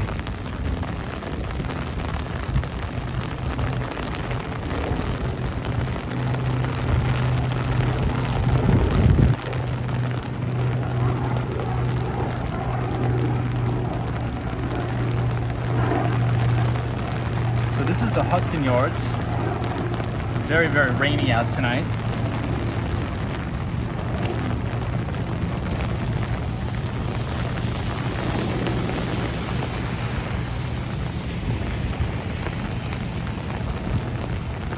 The ABX girl says, sadly for security reasons in the news. Yeah, the ABX girl, it's unfortunate that a lot of people were jumping off this structure, so they had to, increase the security. But the Hudson Yards looks really, really nice in the rain. Hey, Daniel G's here. Daniel G is our pal from Argentina, Buenos Aires, Argentina. So Daniel G, welcome to the stream. No skateboard tonight, Daniel, but we're just walking around and talking about artificial intelligence. The Swan says, the destiny of New York just shocks me. Robo F says, you can't go alone. That's loner discrimination. I'm offended. I'm offended too. Wow, we're getting some more lightning, guys. Photos from around New York says sales of LL Bean rain boots has skyrocketed this afternoon for some reason.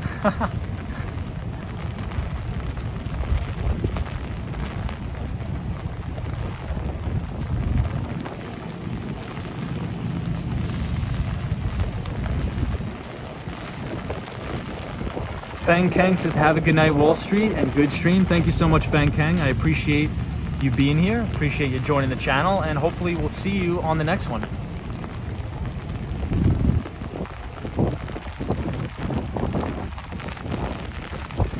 Wow, we have 60 people watching the stream. That's crazy. I appreciate everybody being here. I think our numbers continue to grow every time, so this is really cool. So thank you everybody for joining. Thank you, Lady Orleans, for being here as always. Our pal from New Jersey. Hey, Roy's here. Says, good evening, Tom. Enjoying the discussion and sound of the rain. Well, thank you, Roy. I appreciate it. Always good to have Roy on the streams.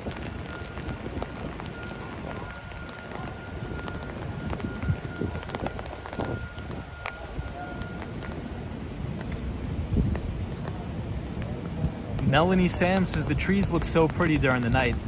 They really do, and they look really nice during the rain too, because you could see all the reflection off of the ground. So all the water on the ground makes like a crazy, crazy reflection.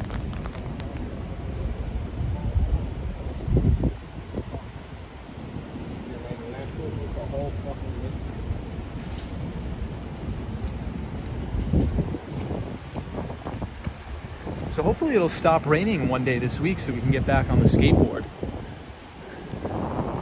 I may forget how to skateboard by the time the rain stops.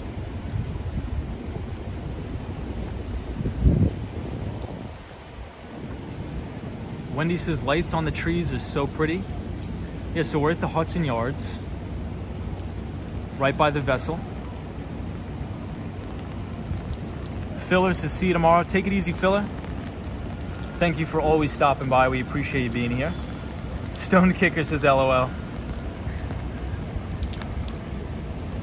Hey, Andres Law says, I love the rain. Ibrahim says, Tom, you want the rain to stop? Yeah, I want the rain to stop so I can get back on the skateboard and show you guys around on the city on the skateboard. Gerald Lee says, Tom, can't wait for you to get back on your skateboard. I miss the sound. Yeah, a lot of people surprisingly love the sound of the skateboard. Hey, Soho Guy says, hey Tom, if prices drop that much, then isn't it more about brand loyalty? Yeah, so Soho Guy, that's another great question. Soho Guy's been dropping some really good questions and knowledge on us today in the chat. Yeah, and I think you're seeing that, right? So if you think about, you know, athletic wear or athleisure wear, you know, you could go to the Kmart or something like that and buy, you know, a $4 pair of yoga pants, but people choose to buy products and services from Lululemon or from Nike that are $80, right? So I think it's all about brand perception and that brand awareness that I think is very important. So that's a great observation, Soho Guy. Really great observation. Photos from around New York. Hey, Out and About is here. Says amazing glow reflections.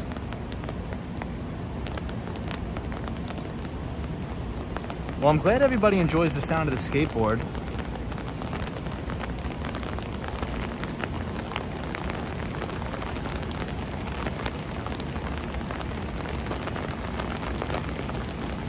So we'll take one more look at the vessel. The Swan says it's the thundering sound, isn't it, that keeps you awake from the skateboard. Yeah. I can't wait to get back on the skateboard too. Photos from around New York says lots of rain this week, dude. Yep. Unfortunately. Hey, Orland Edwards is here. What's up, Orland? Says hello, Tom, and everybody in the chat. Orland, it's raining, so we're not on the skateboard, but it is coming down like crazy here.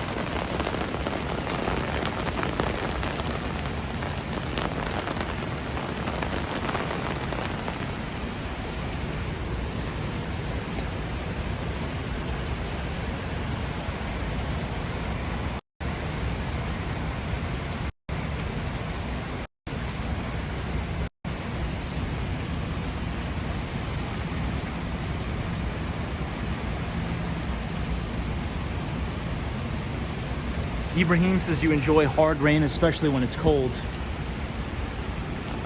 Well, let's head back into the city and let's see what's going on. But it is coming down pretty crazy here.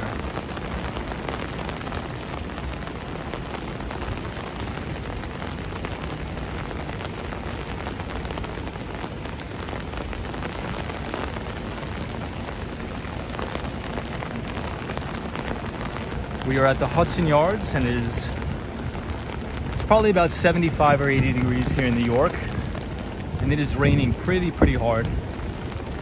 It's been raining almost every single day this week, on and off.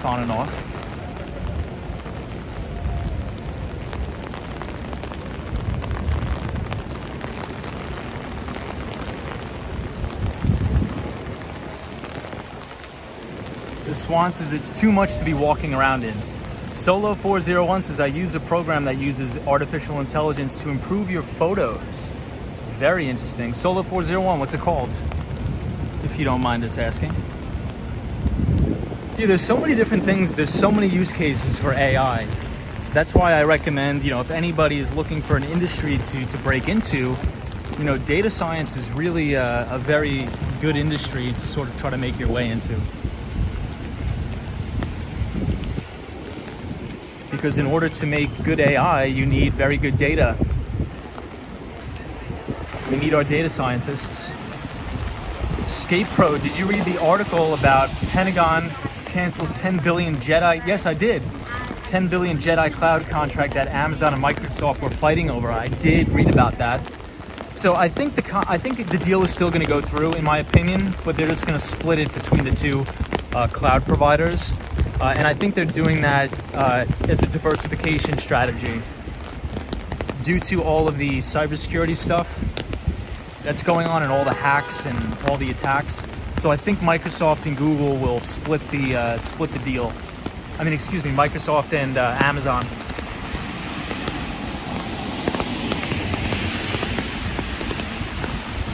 But yeah, I saw that today. I read that in the Wall Street Journal.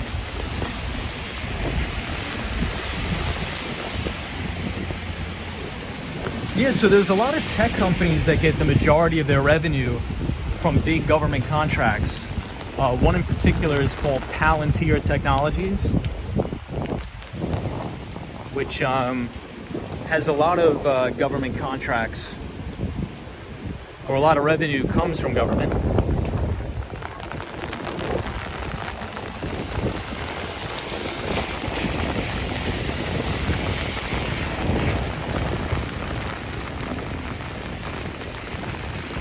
So there's a running joke between everybody who works in tech, especially in tech sales, that says the best sort of department to be in is government sales or public sector sales, because they have the largest budgets, because they spend like crazy.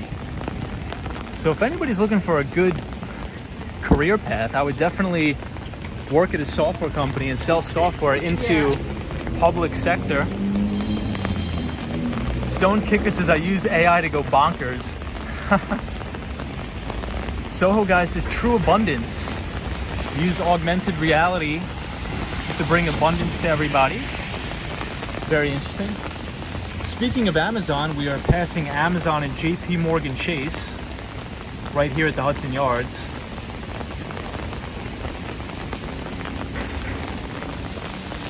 Check out this waterfall. This is probably a big engineering mishap here. So anytime it rains, and if anybody wants to go to work, you got to go through this big shower in order to get through.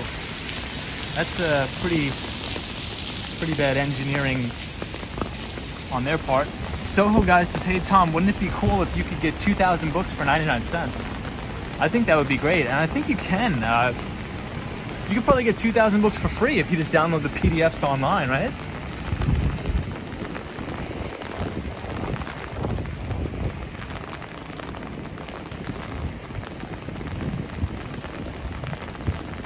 Joe C says, Hal live in New Jersey. Is there very hard thunderstorms?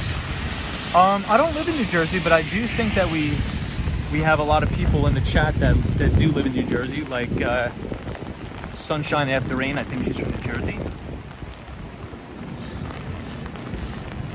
Phil Mission says, wow, waterfall, yes.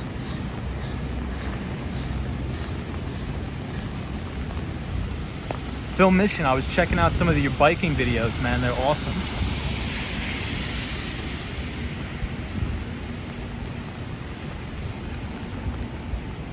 So Soho Guy, I was going to say, one of the things about these Chinese companies, if you look at their valuation in comparison to their American counterparts, they always trade at a discount. So just look at Alibaba, look at like Tencent Music. All the Chinese stocks today got clocked. They got absolutely hammered. And that's mainly due to the Chinese regulatory oversight, and it's a big problem. And that's why I'm very, very cautious when making investments into Chinese companies, even though the fundamentals are amazing. You look at the earnings growth of a company like Alibaba and the revenue growth, it's unreal. You look at the return on equity, the pre-tax margins. It's just like, it's irresistible to invest in these companies. But the problem is, it's so hard to get global money flow and global capital investment into China because of just the crazy regulatory oversight and the distrust in the government. So check out, this is the Hudson Yards. And Accenture is a big consulting company. And the NHL is here too, so National Hockey League, as well as Ernst & Young, EY, Ernst & Young, which is a big consulting company. I have a lot of friends who work at Ernst & Young, but located in Times Square. They work out of the Times Square office.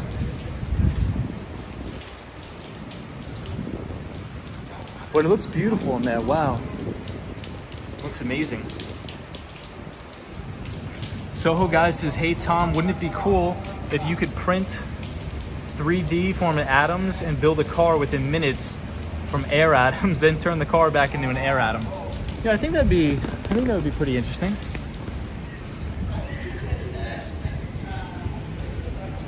Film Mission says, thanks for on Film Mission.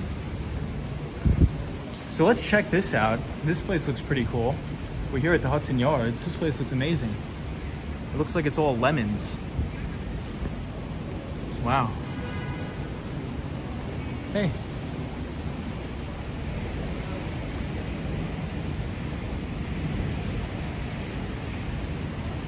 This place is really cool. I've never seen this. It looks like a land of lemons. Hermes is my employer. Hermes Hermes, you work for Ernst & Young. Nice. EY. Yeah, I have a ton of friends who work right there in Times Square office. Hey, Sally's here. Sally Scipios is nice. Star Trek replicator, here we come, says Soho Guy. So Soho Guy, you live in Soho, right? If I'm not mistaken.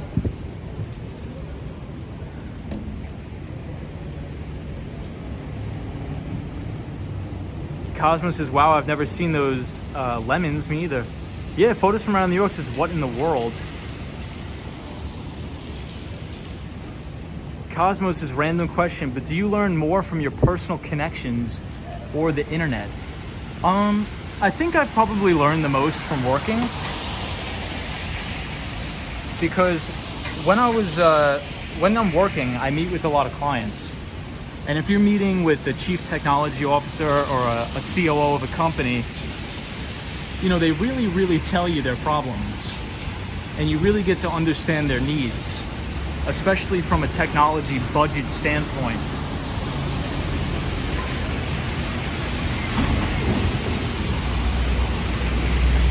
So if they're budgeting for cybersecurity, if they're budgeting for a new CRM, which is the customer relationship management software, you really get to understand what specific CEOs and CIOs are looking for right now, and what's fashionable and what's in and what's not.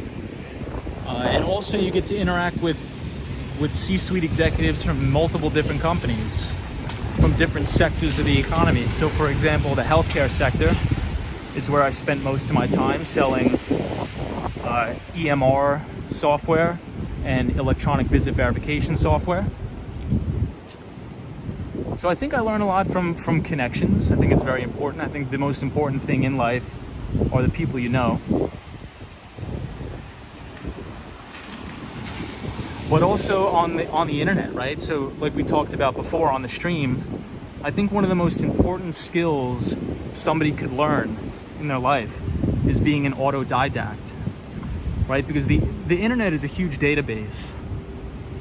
So if you can sit down and you can teach yourself something, all the information's out there, right? You could teach yourself a coding language. You could teach yourself Python. You could teach yourself C++. Anything, really. You can teach yourself how to invest, right? Some of the best professors of all time post all of their lectures for free online. A couple streams back, we were talking about Aswat Damodaran, which is a finance professor at NYU, arguably one of the best corporate finance professors of all time. And all of his work and all of his lectures are online for free. And I think I programmed the Nightbot to give that link if anybody wants to check him out. Cosmos Scary says, I appreciate the answer. Was thinking about this myself. I guess you need balance of sources. Absolutely.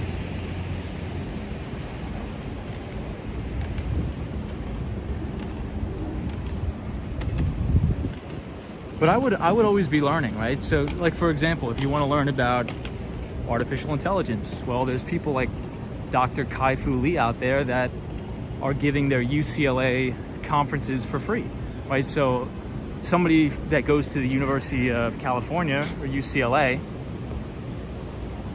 they pay $60,000 a year to attend that conference, and we get it for free because we have the YouTube link.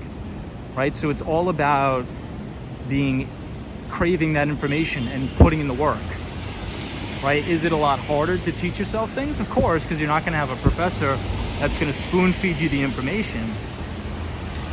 But if you put in the work and you put in hours, you'll learn about things. Hey, Destiny Calderon's here. What's up, Destiny? Destiny, sorry about the Nightbot. I had to program it very strict.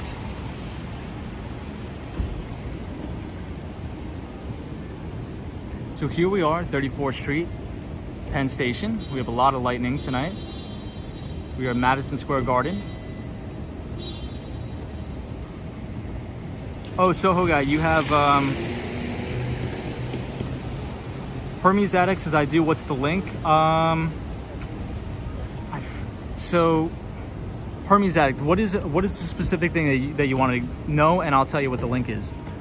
But Hermes Addict, if you want to sit in on some actual New York University Stern Business School classes for free, what you can do is you can Google a professor by the name of Aswath Damodaran, and his YouTube channel, he actually posts the lectures on his YouTube channel. So it's literally like you're sitting in the Stern Business School for free. And he'll teach you how to build a financial model, how to build a discounted cash flow model. And he'll teach you all that for free.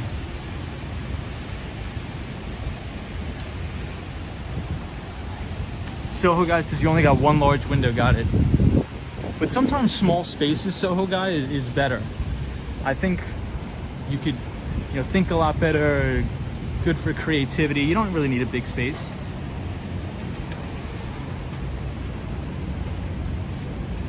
At least in my opinion, I don't think you really need a big space.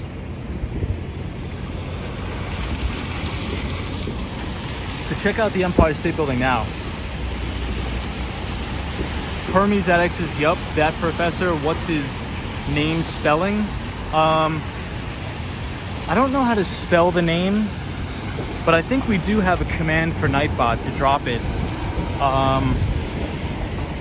Damodaran. I think it's if you type in, like, even if you butcher the spelling, if you type in Damodaran, NYU, he's gonna come up. He's so famous that he's gonna come up. So just try to sound it out, like Domodaran, DOMODRAN, something like that.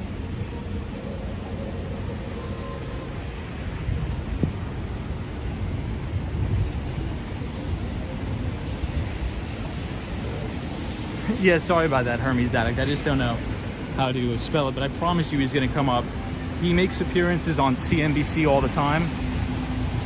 And he's one of the best professors of corporate finance of all time, in my opinion. And he teaches right here in the city at New York University to the Stern Business School students. And he's considered the Dean of Valuation. Yes, Roy. Aswath Damodaran, that's it.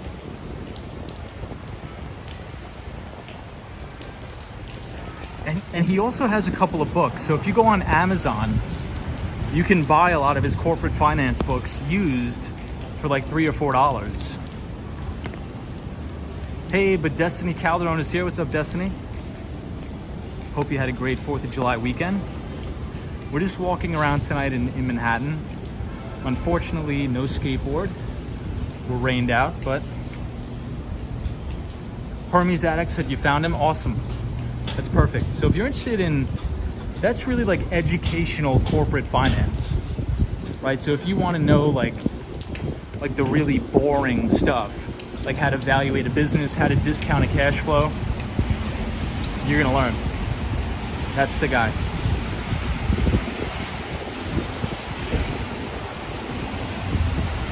But Hermes Addict, for investment standpoint, I would read the book One Up on Wall Street by Peter Lynch. And Peter Lynch was the former portfolio manager at the Fidelity Magellan Fund.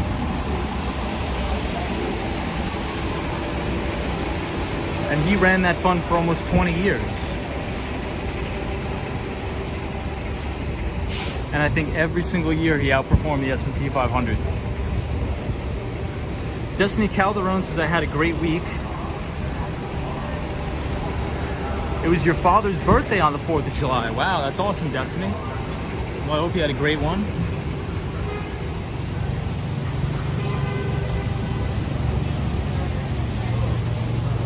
Hermes Addict. Yeah, so if you go to the Nightbot,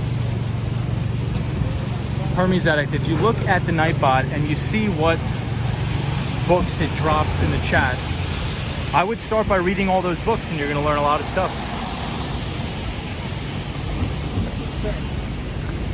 Soho Guy, what's up Soho Guy, says the end of technology is the infinite extension of life.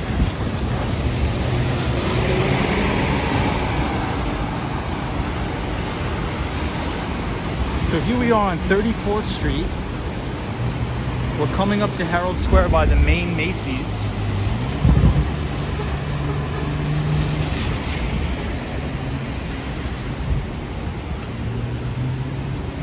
Soho Guy says, mastery of 4D dimensional space, time through use of nanotechnology. Josie says, just asking why didn't Nightbot say something when I put lots of emojis? I'm not sure. Destiny Calderon says, thank you, Tom, no problem. These are my favorite, looking at these. The steam from the subway. It's awesome. The Swan says, I know people who were born in the countryside and spent up-teen years in cities worldwide. And they came back home and they freaked out in the darkness because they got so used to the city lights. Wow. Yeah, so Cosmo dropped the link of Demodoran's YouTube channel. Yeah, and Cosmo says, I love the way these look in the snow. They do look awesome in the snow.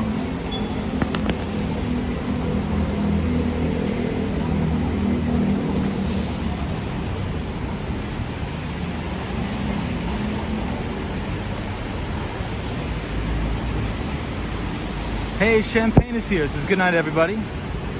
Champagne, we appreciate you joining the stream. Thank you so much. Lady Orleans says, wow, this one, I believe that. I believe it too. If you're so used to living in the city with all the lights and everything, and then you come back to the countryside, you're probably going to freak out a little bit.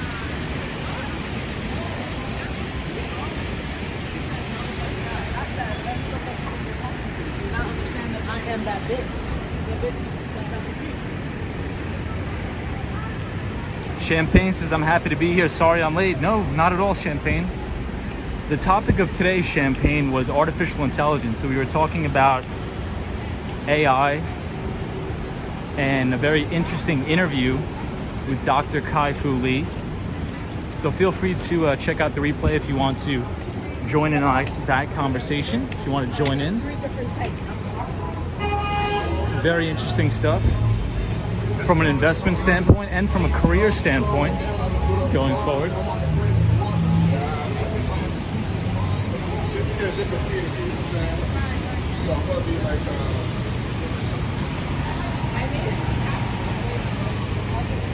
Cosmo Scary says, which Demodoran video should we watch first? I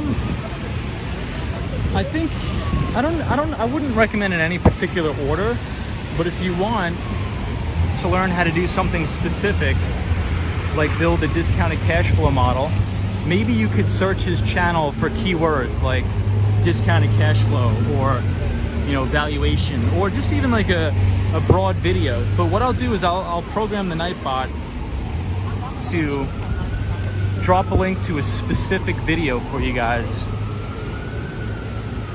But in essence, he teaches you really the fundamentals of corporate finance and how to value a company the proper way.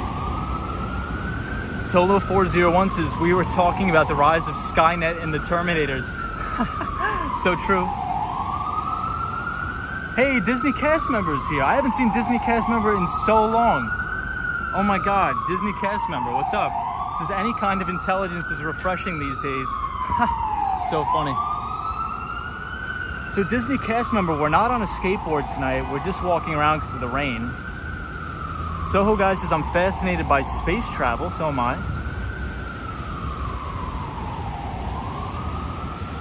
And I believe Disney cast member is from Long Island.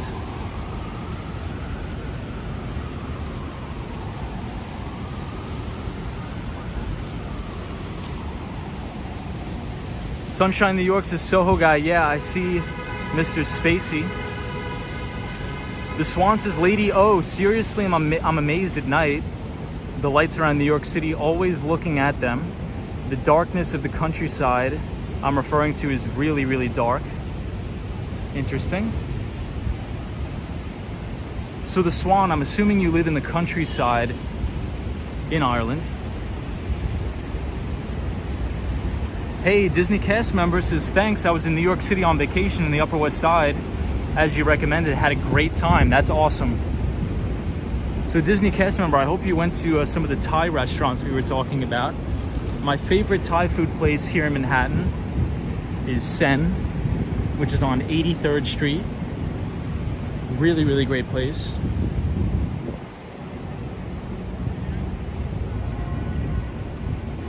Soho Guy says, any form of space travel is got to be first luxury, otherwise it's pointless. Very interesting. So Soho Guy, I'm assuming that you would be one of the first people to go to Mars with Jeff Bezos' Blue Origin space travel.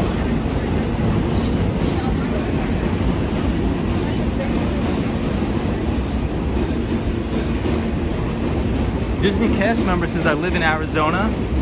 There are always unexplainable lights. Cosmo Scary says, highly recommended. Zion's, I'm not sure if I'm pronouncing that right, famous food. Hey, Kenneth is here. What's up, Kenneth? The Swan says, I'm from the countryside in Ireland. Kenneth is here. Our pal Kenneth says, ooh, the Shake Shack. Yes, we are here right outside the Shake Shack in New York City. I'm not really a big fan of Shake Shack. I'd much rather go to something a little bit better, which would be Five Guys, in my opinion. And I think it just stopped raining. So we are good, and we're walking up Broadway. Disney cast member says, I did go to that Thai restaurant and many other places you recommended. Great, thanks, awesome. Nice. Take 31 or Sen, which do you suggest first? So photos from around New York, I would say Take 31 because that is Korean food. So I'd much rather go to a Korean restaurant than a Thai restaurant, in my opinion. But Take 31 is Korean and Sen is a Thai restaurant. Cosmo says, don't listen to him, Shake Shack is better. No, it is not, no way. Five Guys is way better. Shake Shack is definitely inferior. Lupe says, I want Five Guys right now. I do too.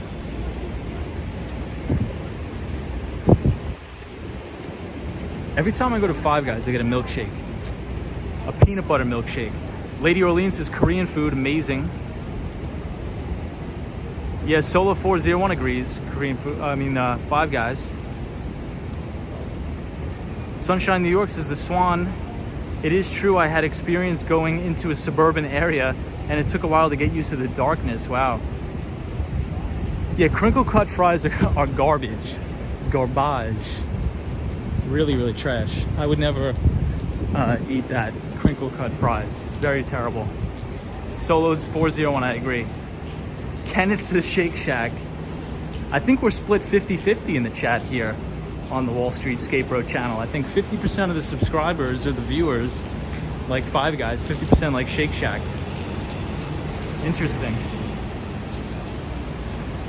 You are incorrect. Shake Shack is in fact a superior burger. No way. Hermes Addict. Hermes Addict, I disagree.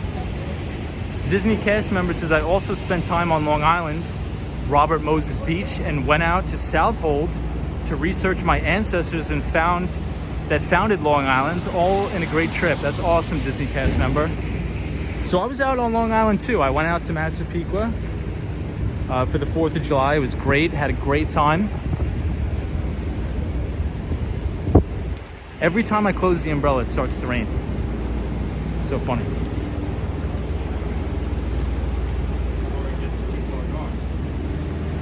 Solo 401 says just like waffle cut fries, worse fries are over there. Oh, I hate Chick-fil-A. So that's gonna be really controversial, but I cannot stand Chick-fil-A. Chick-fil-A is terrible. Disney cast members says, believe it or not, I don't like fries. That is really crazy.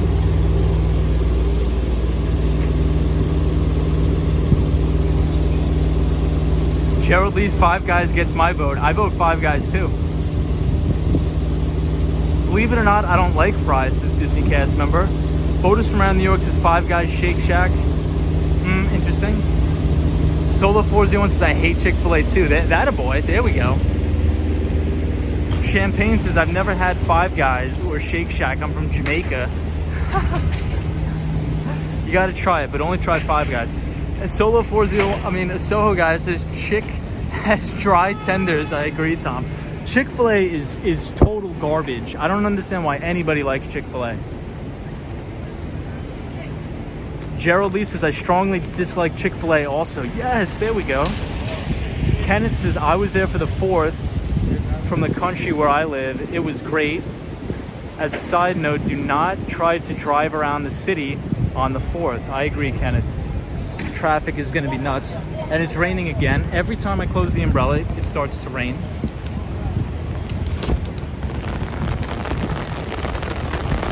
I don't even like Anthony Bourdain used to go to In-N-Out Burger. I hate In-N-Out Burger. In-N-Out Burger is so bad. It's not good. Five Guys is... There we go. Lady Orleans says, I vote Five Guys. Okay, so maybe the majority of people actually do like Five Guys. Chick-fil-A is always jamming. I don't get it, says Solo 401. Ireva says, there is always a long line for Chick-fil-A. Always. That's true. Wow, it's really coming down.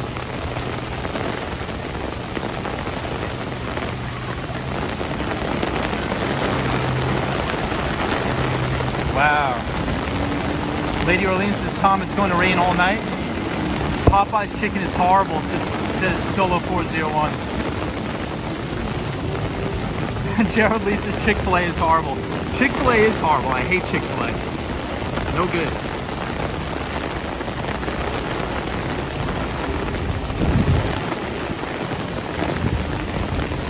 Wow. Wow, check that out. Crazy rain tonight.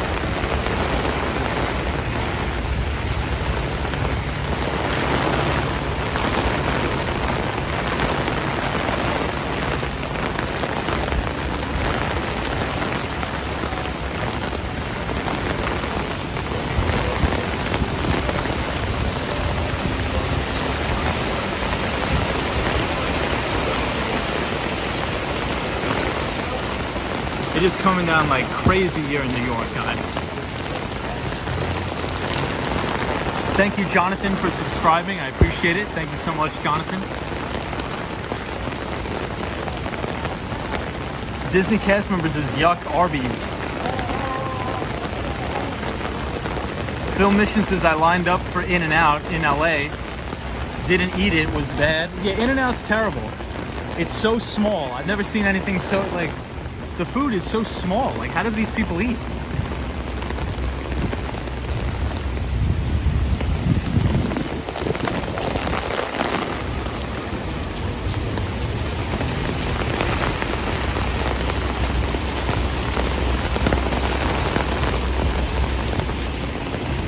Wow, it is really coming down crazy, guys. But we have an umbrella, so we're not getting wet. It's pretty good. Gerald Lee says, this looks like a movie scene, except it's real. Yeah, I like the way the city looks in the rain. It looks awesome. Rube Tuesdays is garbage, says Solo guy. Says Soho guy. Yep, I agree. Garbage. The Swan says, that's a thunderstorm. Yep. Kenneth says got 3 large cheese pizza for $16. It was good. Wow. Ireva's day after tomorrow. Hermes Addicts is blasphemy. In-N-Out is yummy. A double animal style. I don't know what that is, but I went to In-N-Out and I hated it. I hated it. I really, really hated it.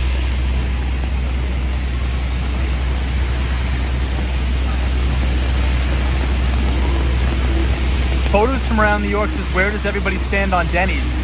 I love Denny's. If it's late night, you get pancakes. The last time I went to Denny's was when I was in Miami, Florida. Sunshine, New York says Taco Bell is horrible. Oh, I agree. Sunshine, New York, Taco Bell is horrible. Taco Bell should go out of business. I hate Taco Bell.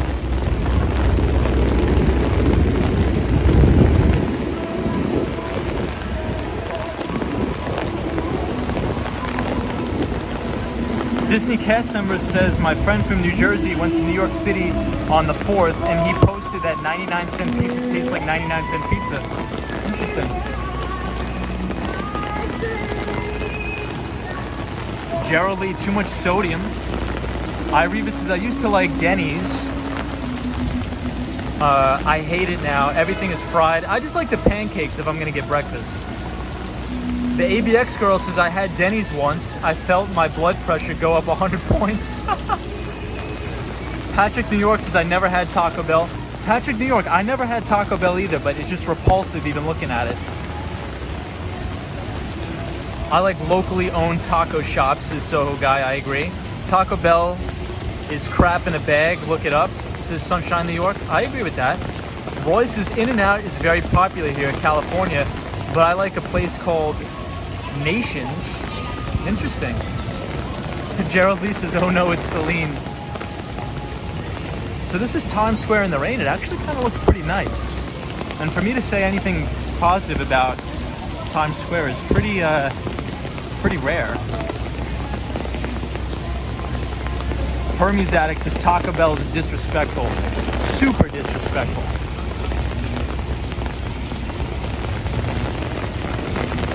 Ibrahim says, Roy, indeed it is. I've never been there. What do you guys think about Pizza Hut? I have mixed feelings about Pizza Hut. The only time I ever had Pizza Hut was in the Miami International Airport when my flight was delayed. And it was not a good time. It was not a fun time. Bad pizza is still good and good pizza is unbelievable, says Robo F. I agree with that. Disney cast member says, I'm in Arizona. We don't eat Taco Bell. That's like going to New York City and eating pizza at Domino's. Hey, Sam's here. What's up, Sam? Says Wall Street Skate Bro, what's up? We're just walking around the city. We are in Times Square. We're not skateboarding because the rain is rain's being a buzzkill. Solo 401 says Pizza Hut has okay breadsticks. Disney Cat. I just love how we're trashing fast food restaurants. Hey, speaking of Taco Bell, here we are. Garbage, but it's packed. It's filled to the rafters in Taco Bell. Gerald Lee says Olive Garden. I would never go to Olive Garden. I live in New York. We have the best Italian food ever. Gerald Lee, I'm not a big fan of that. As in New York, you can never eat chain pizza. It's criminal. I agree. So the best pizza place is DeFara's Pizza in Brooklyn, New York.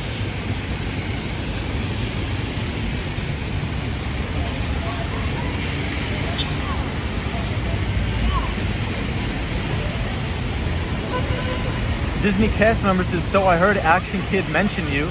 So cool. Oh, awesome. Yeah, Action Kid sometimes jumps in on the stream. So we love having Action Kid here in the stream. Very nice guy. Love Action Kid. He was in the chat a couple times, I think. Right, guys?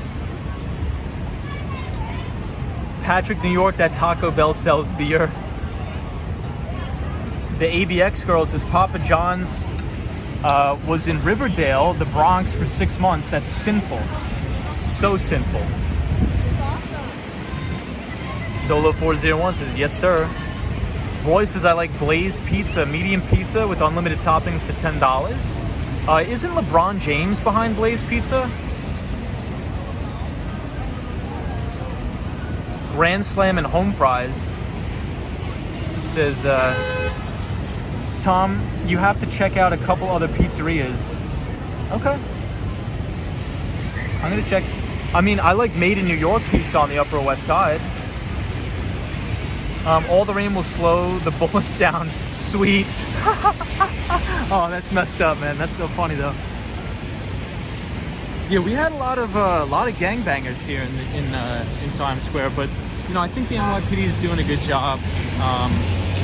You know, it's sad to see. It's honestly sad to see a lot of sort of the crime that's going on. It's just so dangerous. I mean, we need Times Square to be a good tourist attraction. So we need to keep it safe. In all honesty, we need to keep Times Square safe.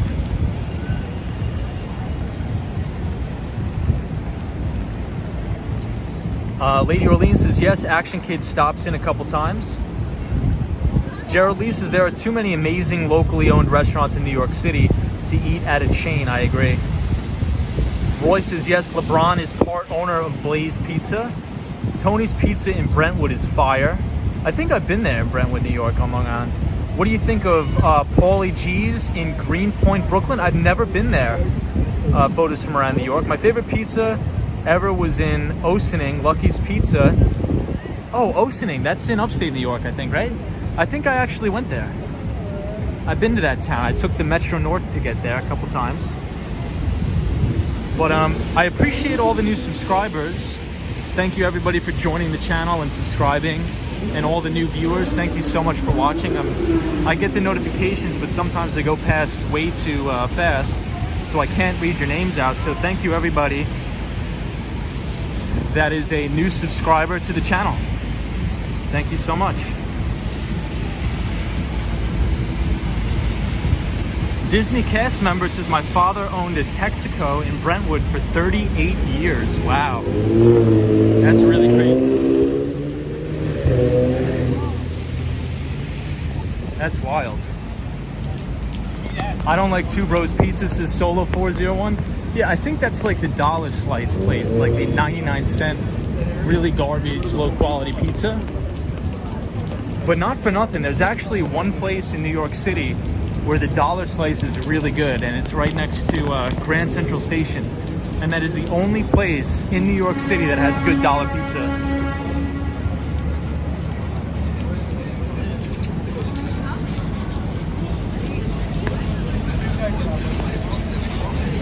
Cosmo says, yes, Two Bros is trash. So guys, I used to work right here many, many years ago. I used to work right here on the corner of West 46th Street, Little Brazil at the Express. I hated this job with a burning, fiery passion. It was the worst job ever. I'm not even gonna look inside. I can't look inside. I'm not gonna do it. All right, we'll look inside real quick. But yeah, I used to work right in here, stocking all the shelves. It was a nightmare. I really, really hated that place.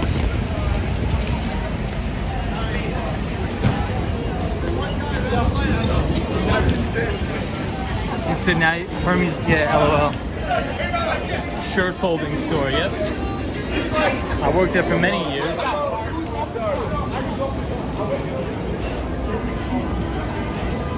BTK Killer's here. Hey, what's up, BTK Killer?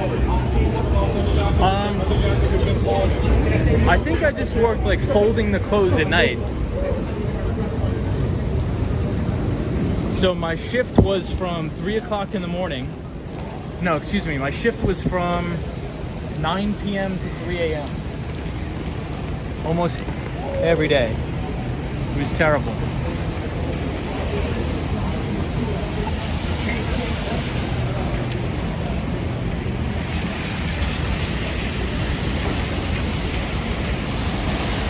BTK Killer, what's going on, my friend?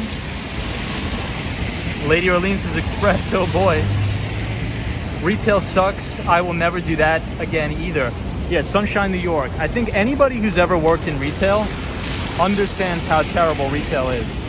This one says I live 50 yards from a mini TS and it drives me mad, hence why I hate New York City Times Square. Yeah, I don't like it either. I worked here for a couple years. It was terrible. And I worked from 9 o'clock at night to 3 o'clock in the morning. And then I would wake up and I would go to class at 8 o'clock. So I was so exhausted. It was terrible. It was the worst.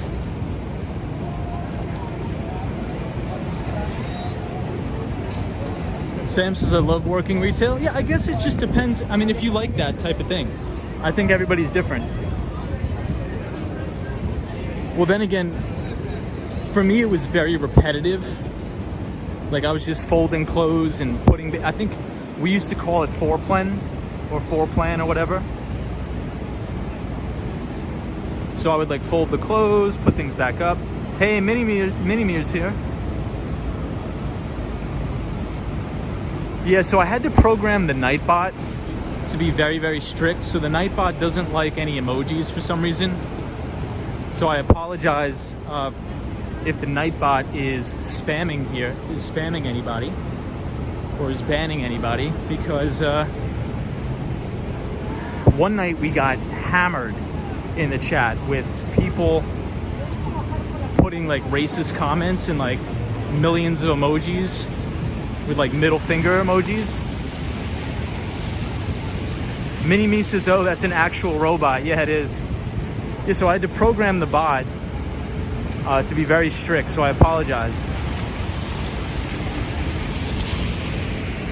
Cosmo Scary says, is Temple Bar the mini Times Square?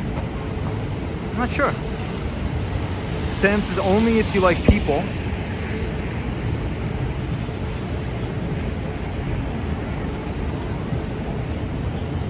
You can disable emojis, says Out and About. Yeah, I think I set the Nightbot to like put a timeout on people who use too many emojis, because that's what those people were doing. Hey, Loose72's here. What's up, Loose72? Says hello. Hope you had a great weekend and a good 4th of July. No skateboard tonight. We're just walking around due to the rain.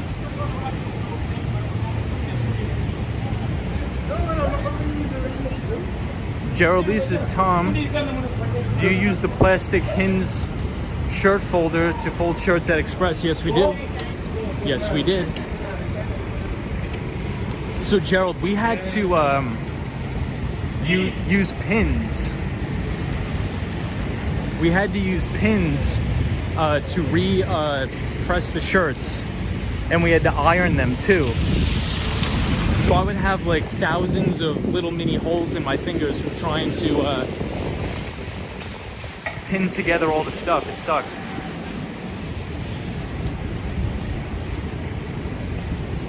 How come Sunshine has a wrench in every live stream?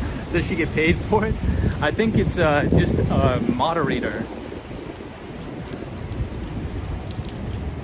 Ibrahim says, I have to go. Well, thank you, Ibrahim, for being here. It was good to see you again.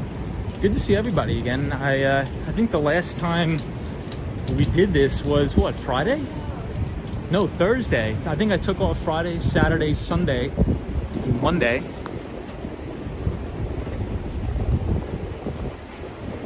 Solo 401.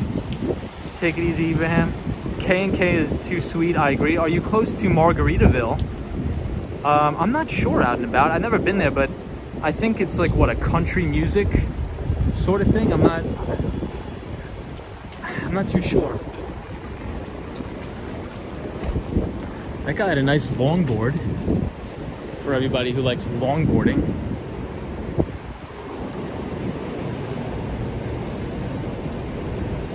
I have to crank the AC yet.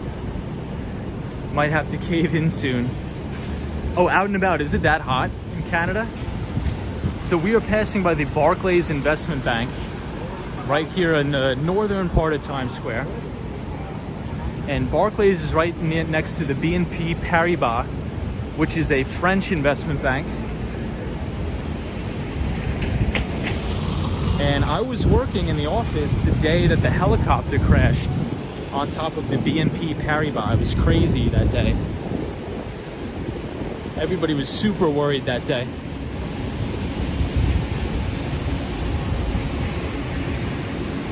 Soho, guys, is I like sugar-free bread with a Lifesaver. Has sugar once a day, couple grapes. All right, not bad. 27 Celsius, feels like 32. Wow, that is nuts. That is crazy. Yeah, crank the AC. Photos from around New York says, why would Barclays choose to be here instead of Park Avenue? So I think Park Avenue is a lot of hedge funds. A lot of banks are also on Park Avenue, but there's also a lot of investment banks and Wall Street firms in Times Square. Morgan Stanley is in Times Square as well.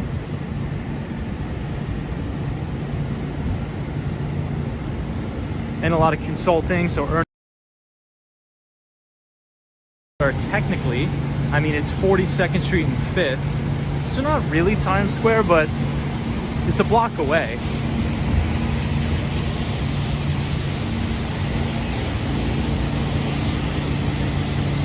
The Swan says, everywhere you look, there's a street looking back at you in New York City.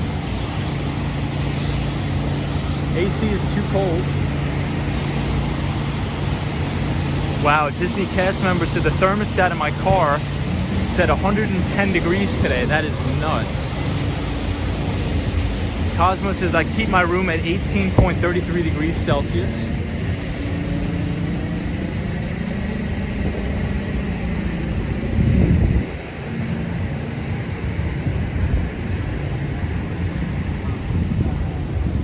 Marcus Lee, thank you so much, Marcus Lee, for subscribing to the channel.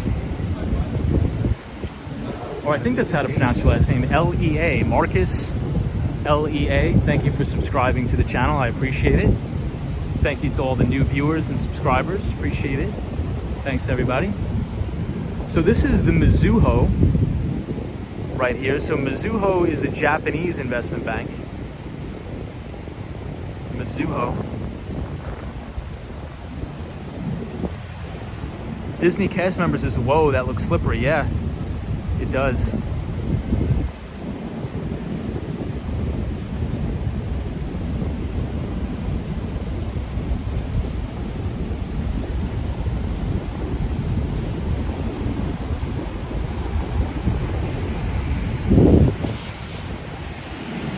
So check this out. This is the fountain right here by Radio City Music Hall. So we are on 6th Avenue, Ave of the Americas.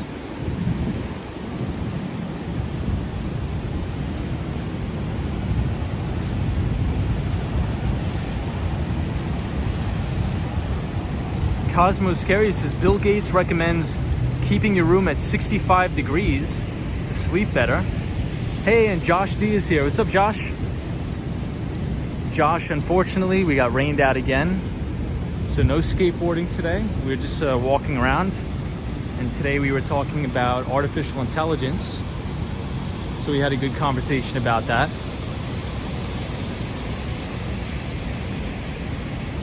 Disney cast member says, the Swan, everyone stays indoors. I'm moving back to the East Coast ASAP, done with living in hell. Yeah, Disney cast member, I think that I think you got to come back to New York. I think you deserve to be in New York. I think that's where your heart is, honestly. So this is Radio City Music Hall.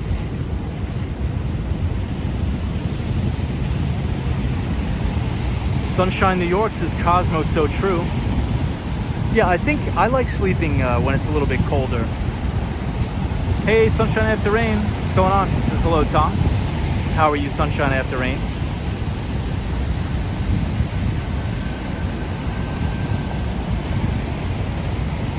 Josh D says, it's all good. I don't mind the walking.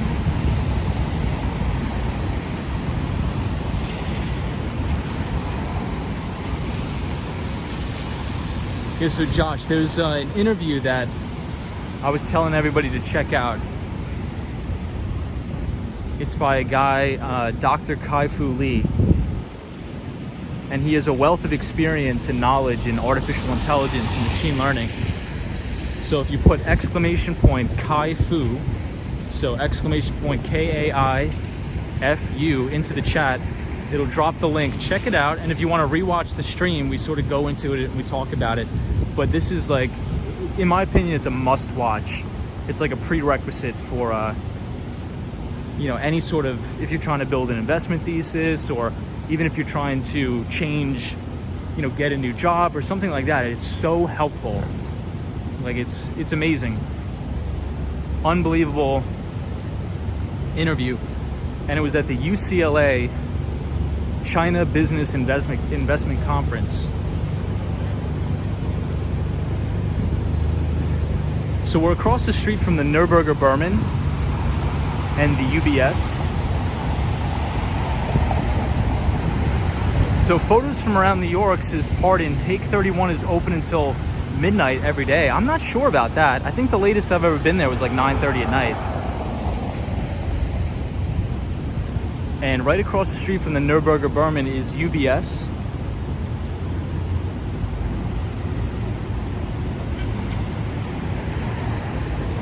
But I would definitely recommend Take 31. Take 31 was unbelievable restaurant.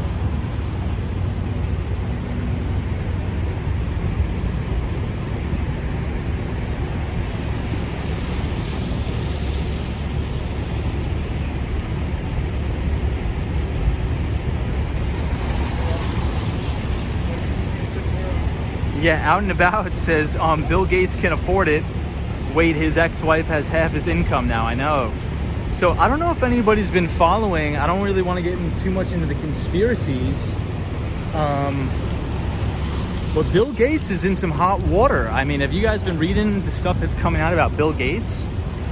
Kind of crazy. I don't know. Really nuts. What do you guys think about the whole Bill Gates debacle with Epstein and all this crazy stuff?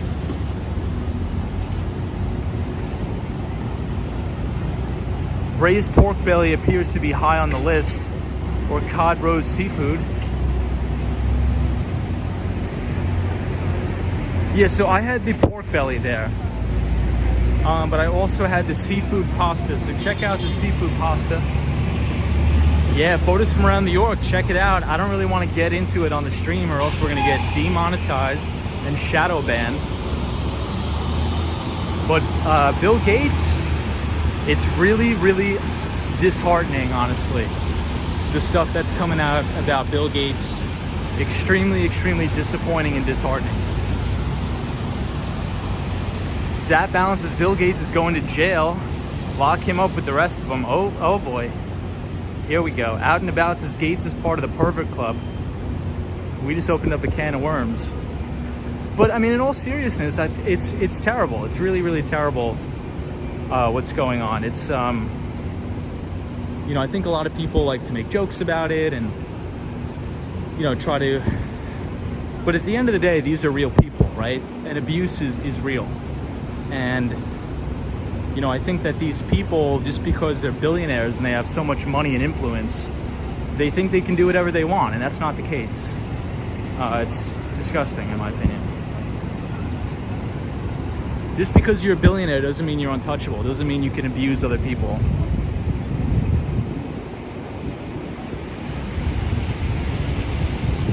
Cosmos says, oh, I didn't realize it was that bad. It's crazy, some of the stuff I was reading about it in the New York Times.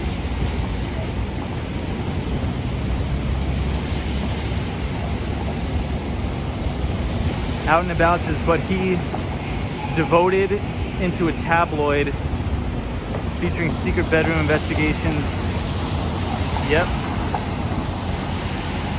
Well, I've been living under a rock, didn't know. Yeah, so I think,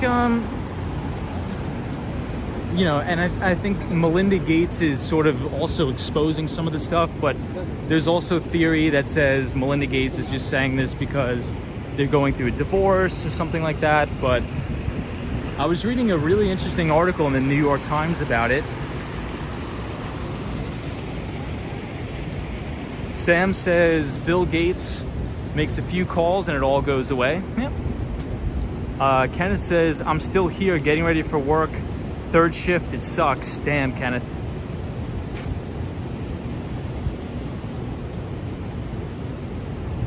Zap Balance says His Royal Highness Prince Andrew is also in trouble. I heard about that too. Oof. You just never know with people. You really, really never know. It's really crazy.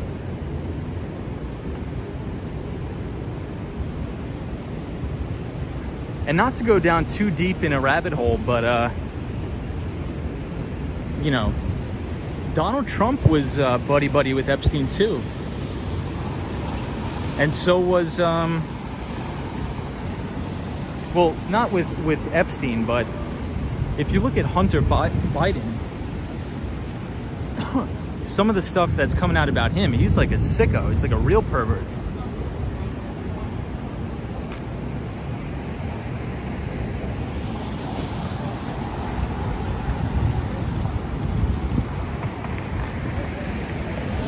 Sam says, Tom, they all were. Yeah, Sam, isn't that crazy?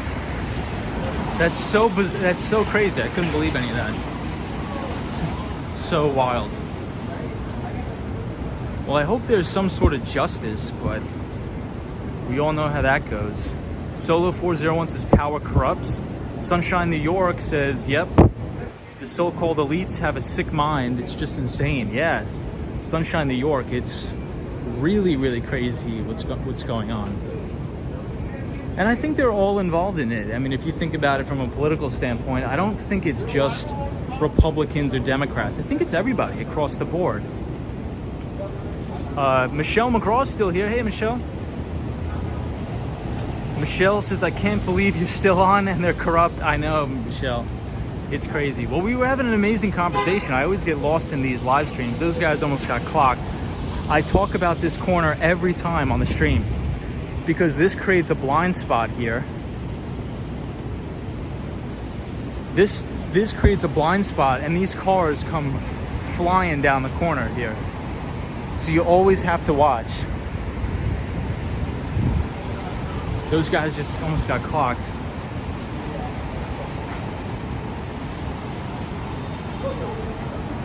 Yeah, Zap Balances, you're right, Tom. Some people are just sick. Locker room talk. Yep. It's just locker room talk. That's what they all say.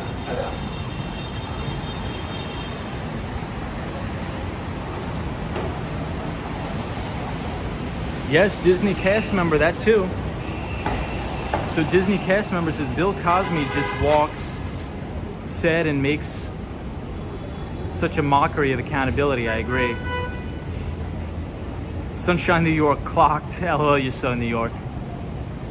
I'm telling you, every time, I know, it's just sunshine. Every time I'm on that corner, these cars come whizzing by. And these people, they don't look. You gotta look. I almost got nailed there a few months back. Hey, Phil Mission says Trump kicked him out of the club.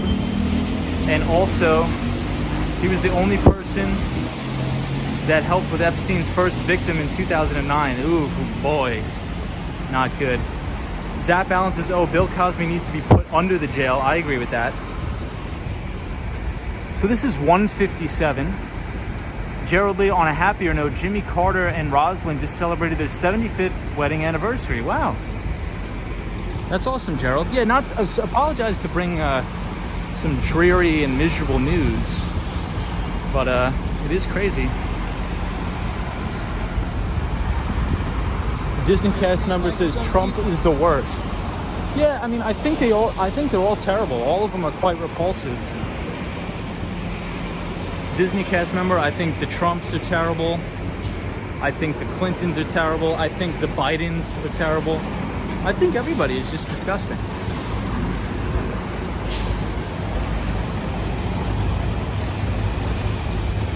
The Swan says, I wish they could do the elites here as they're doing in America. So the Swan probably has all the inside scoop on the corruption in Ireland.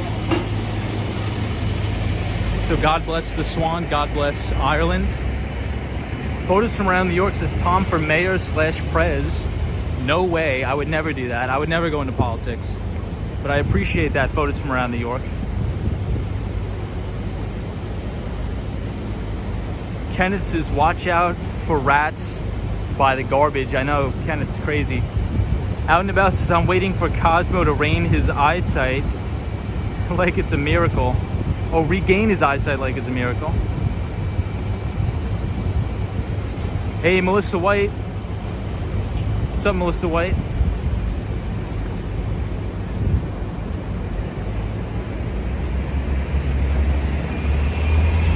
I'm really upset Eric Adams had to win. Yeah, that sucks, Cosmo. I really wanted Andrew Yang. I really wanted Andrew Yang to win. So we're on 10% battery, guys. So the stream may go out, it may die, but I appreciate everybody joining. I appreciate all the new viewers and all the old viewers and everybody who's been subscribing to the channels or the channel. I appreciate everybody. Melissa White says, hey bro, nice to see you as always. Absolutely, Melissa. Nice to see you on the stream all the time. New York City rats get 6 or 7 pounds. Tom, you should run for mayor of New York City one day. Just think about all the people you could help. Yeah, but I just hate politics. I really hate politics, and I find it repulsive. And I would probably go into severe spiraling, crippling depression if I ever went into politics. I think you missed it when literally all of Nathan's hot dog eating contest booed de Blasio. It was hilarious. I would have booed Mayor de Blasio too.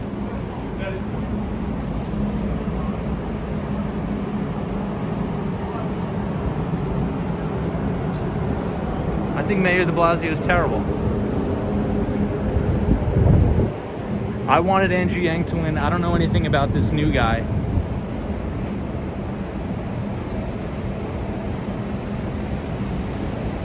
Hey, Sally's here. Thank you for watching, Sally. Appreciate it.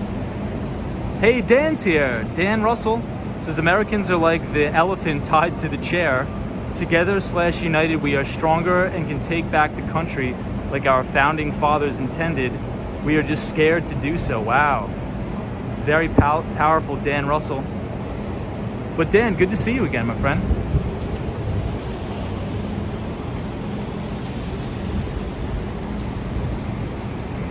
Cosmo says, I would have booed Mayor de Blasio too. You're low-key hilarious sometimes, Tom. Appreciate that. Who's the new guy? I don't know who Eric Adams is either. I think he is a retired NYPD officer. Dan Russell says, yeah man, hello all, love the stream. Yeah, so Dan is a relatively new viewer. We usually go around on a skateboard, but it's been raining like crazy here in New York City, so unfortunately we cannot skateboard tonight. A little bit too wet. Curtis Sula is kind of crazy.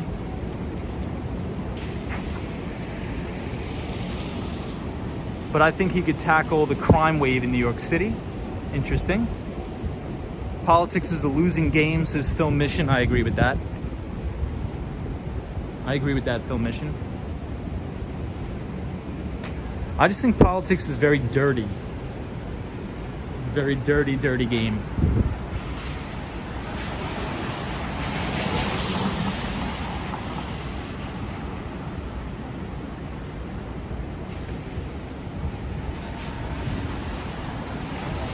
Yeah, the new guy, retired NYPD officer, I believe.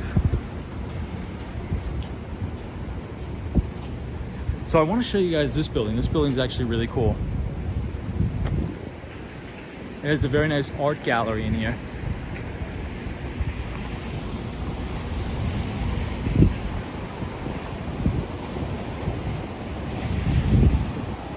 Zap Allen says, that's why it's important to vote in all elections.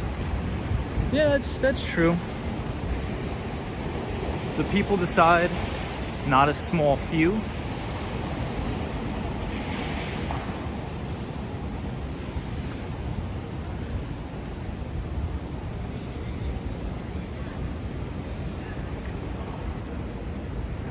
Disney cast member says, I've been contemplating leaving the United States overall, the political BS. Yeah, but I think other countries is just on a magnitude of 10 or 20. So check out these little guys in here. Sunshine New York says Eric Adams was Brooklyn Borough president. Did he do anything? I don't even know a Brooklyn Borough president. What do? Do they do something? I think it's just all big smoke and mirrors. I think it's all a dog and pony show, honestly. And the Swan says, how many years does it take to build all these new buildings? Probably 10 or 20 years. I mean, for all these new ones, especially on Billionaires Row. Maybe 5 years, actually. 5 years, I'd say. Solar401 says, you vote and the idiots still get elected. I don't get it. Yep.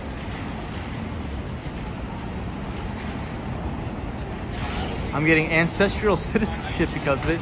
Yeah, I just think it's just embarrassing. Like, we have all these people like Nancy Pelosi. I think she's terrible. I think Ted Cruz is terrible. It's not even a Republican or Democrat thing. It's just these people are so sociopathic. I mean, the only thing I respect about the Republicans is they'll tell you they're going to slam dunk on you. Like, the Republicans will say, yep, this is how it is. We want to throw down on you. We want to slam dunk on you. But the liberals, these people beat around the bush and are so disingenuous and say, yeah, we want to give you all free stuff and we want to make your life better, so vote for us. And then once they get elected to office, then they slam dunk on you. At least the Republican politicians are honest about their unethical behavior. I mean, if you're going to be unethical, just tell me. Be upfront. That's why I like the Republicans. But the liberals, it's just like a big smoke and mirror dog and pony show. Sunshine New York, yes, sociopaths. So this lady, Nancy Pelosi, is all about let's print money and fling everybody a bunch of stimulus checks, and we want to, you know, cut out all the corruption on Wall Street. We think Wall Street should pay more taxes, and the corporations are evil, and, you know, let's stick it to the man, let's stick it to Wall Street. But Nancy Pelosi, like, because I follow all of the trading activity on Wall Street for congressmen and congresswomen. Nancy Pelosi, before the stimulus checks went out, she bought over $5 million in highly leveraged derivative products called call options on Nvidia, Microsoft, and Amazon. So she's like, we hate Wall Street, the corporations are terrible, I'm on your side. But then she goes and buys $5 million worth of call options on Nvidia, Amazon, and Microsoft, and she just closed out the trade before the 4th of July weekend, and she profited over $15 million.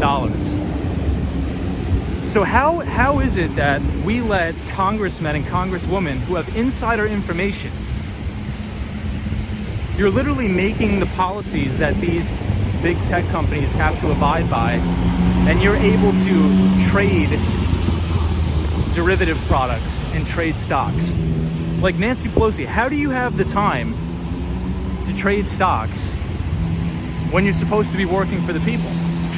So I think we should sign into legislation. Look, if you want to go into politics, if you want to get your cushy job of 175 grand a year, you shouldn't be able to actively trade in the equities markets, because you're making the policies that these corporations have to abide by. It's just crazy. But at least the Republicans will tell you, yeah, this is what we're doing. We're going to make the policies to enrich the companies we're invested in. The liberals will just lie about it, and they'll make millions.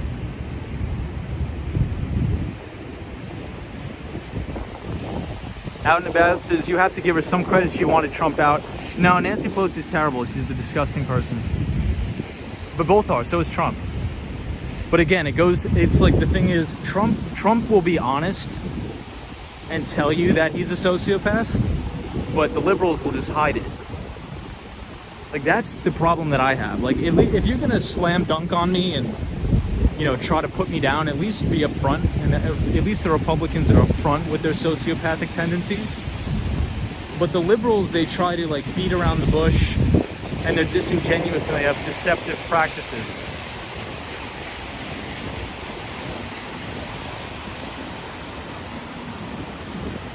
Marco P says, sounds like we need a third party. Absolutely.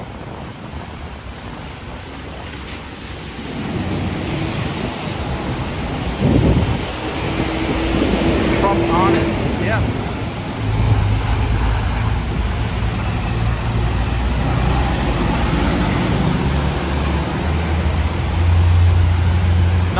in a good way. Oh yeah, Patrick New York says people in politics just go for it for financial gain, period. I agree. Hey Lupe, what's up? Says, well, good night everybody. Appreciate you being here, Lupe.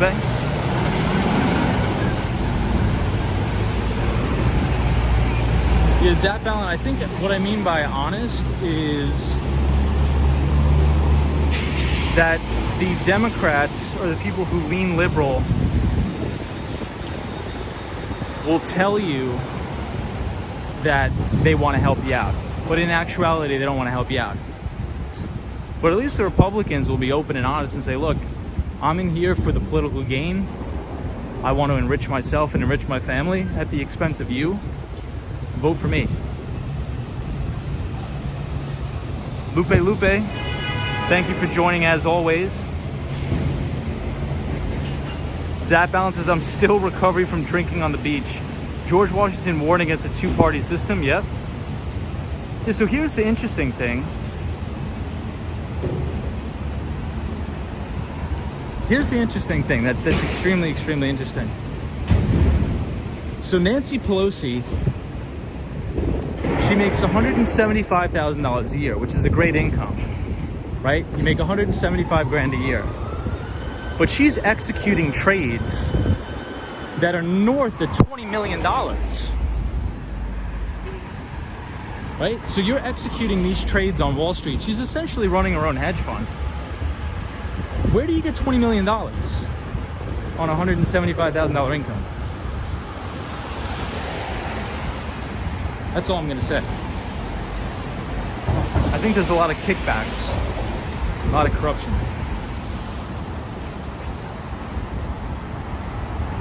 Gerald Lee says, all Dems aren't liberal. Look at Joe Manchin, he's a conservative Dem. Patrick New York says, I can't stand Nancy Pelosi.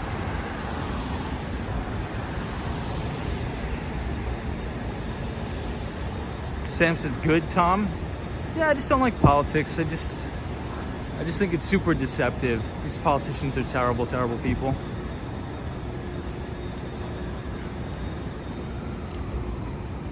Hey, Daniel G, what's up? Daniel G is our pal from Buenos Aires, Argentina. Hope you're well. Disney cast member says, I hate them all. Yeah, and that's the crazy thing. Like, usually people used to like some politicians. Now everybody I talk to, they don't like anybody.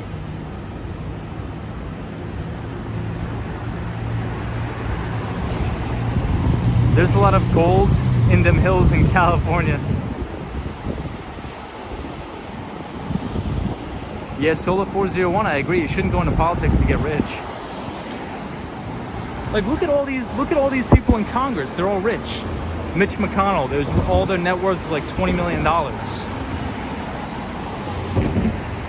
It's crazy. Like, dude, you're a congressman and congresswoman. These people don't work.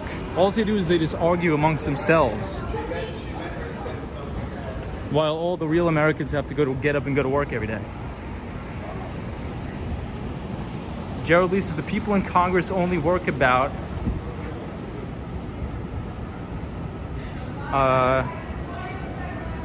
only work about 146 to 165 days a year. I know. It's nuts. Daniel G says, I'm fine, thanks. Just working and watching Argentina-Colombia soccer game. Nice. Do you think people who go into politics with good intentions, but once they reach a certain level, I do think that. Well, actually, because I know some people that, like, I went to college with that are going into politics, and these kids were total sociopaths. Like, these kids were total sociopaths.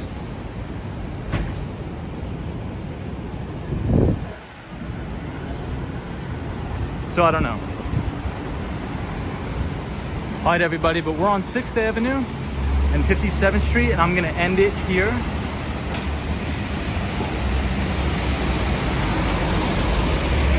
So I appreciate everybody joining the stream. Thank you all so much for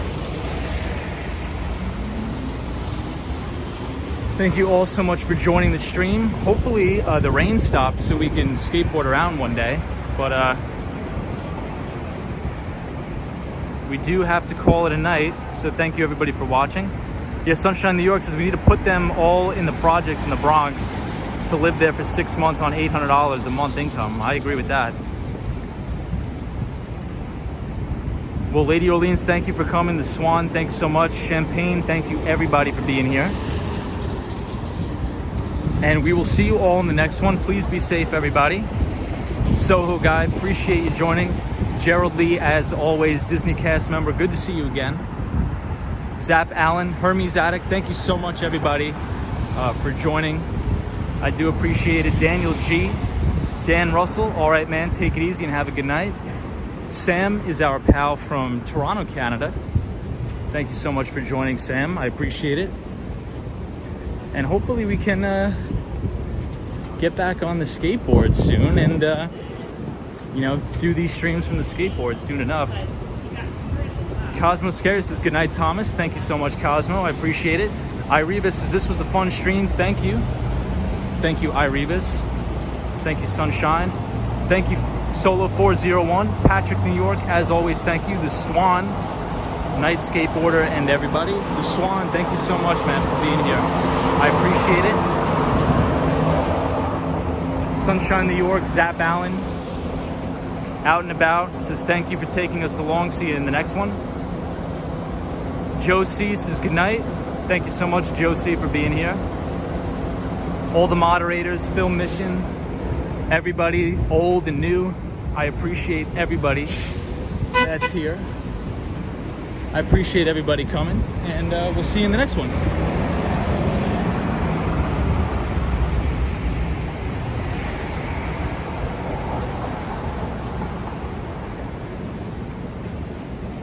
All right, everybody, thank you for subscribing. Please be safe.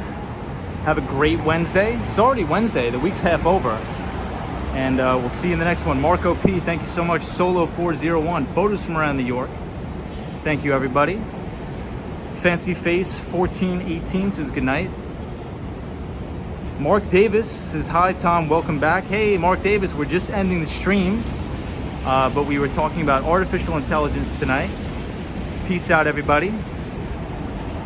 Yeah, Dan, look at all the trash that's piled up on the sidewalk. It's nuts. Dutchman, thank you so much to all the mods. Thank you, out and about. Thanks, everybody. And with the nice view of the garbage. Absolutely. All right, everybody, thank you so much, and I'll see you all in the next one. Have a good one.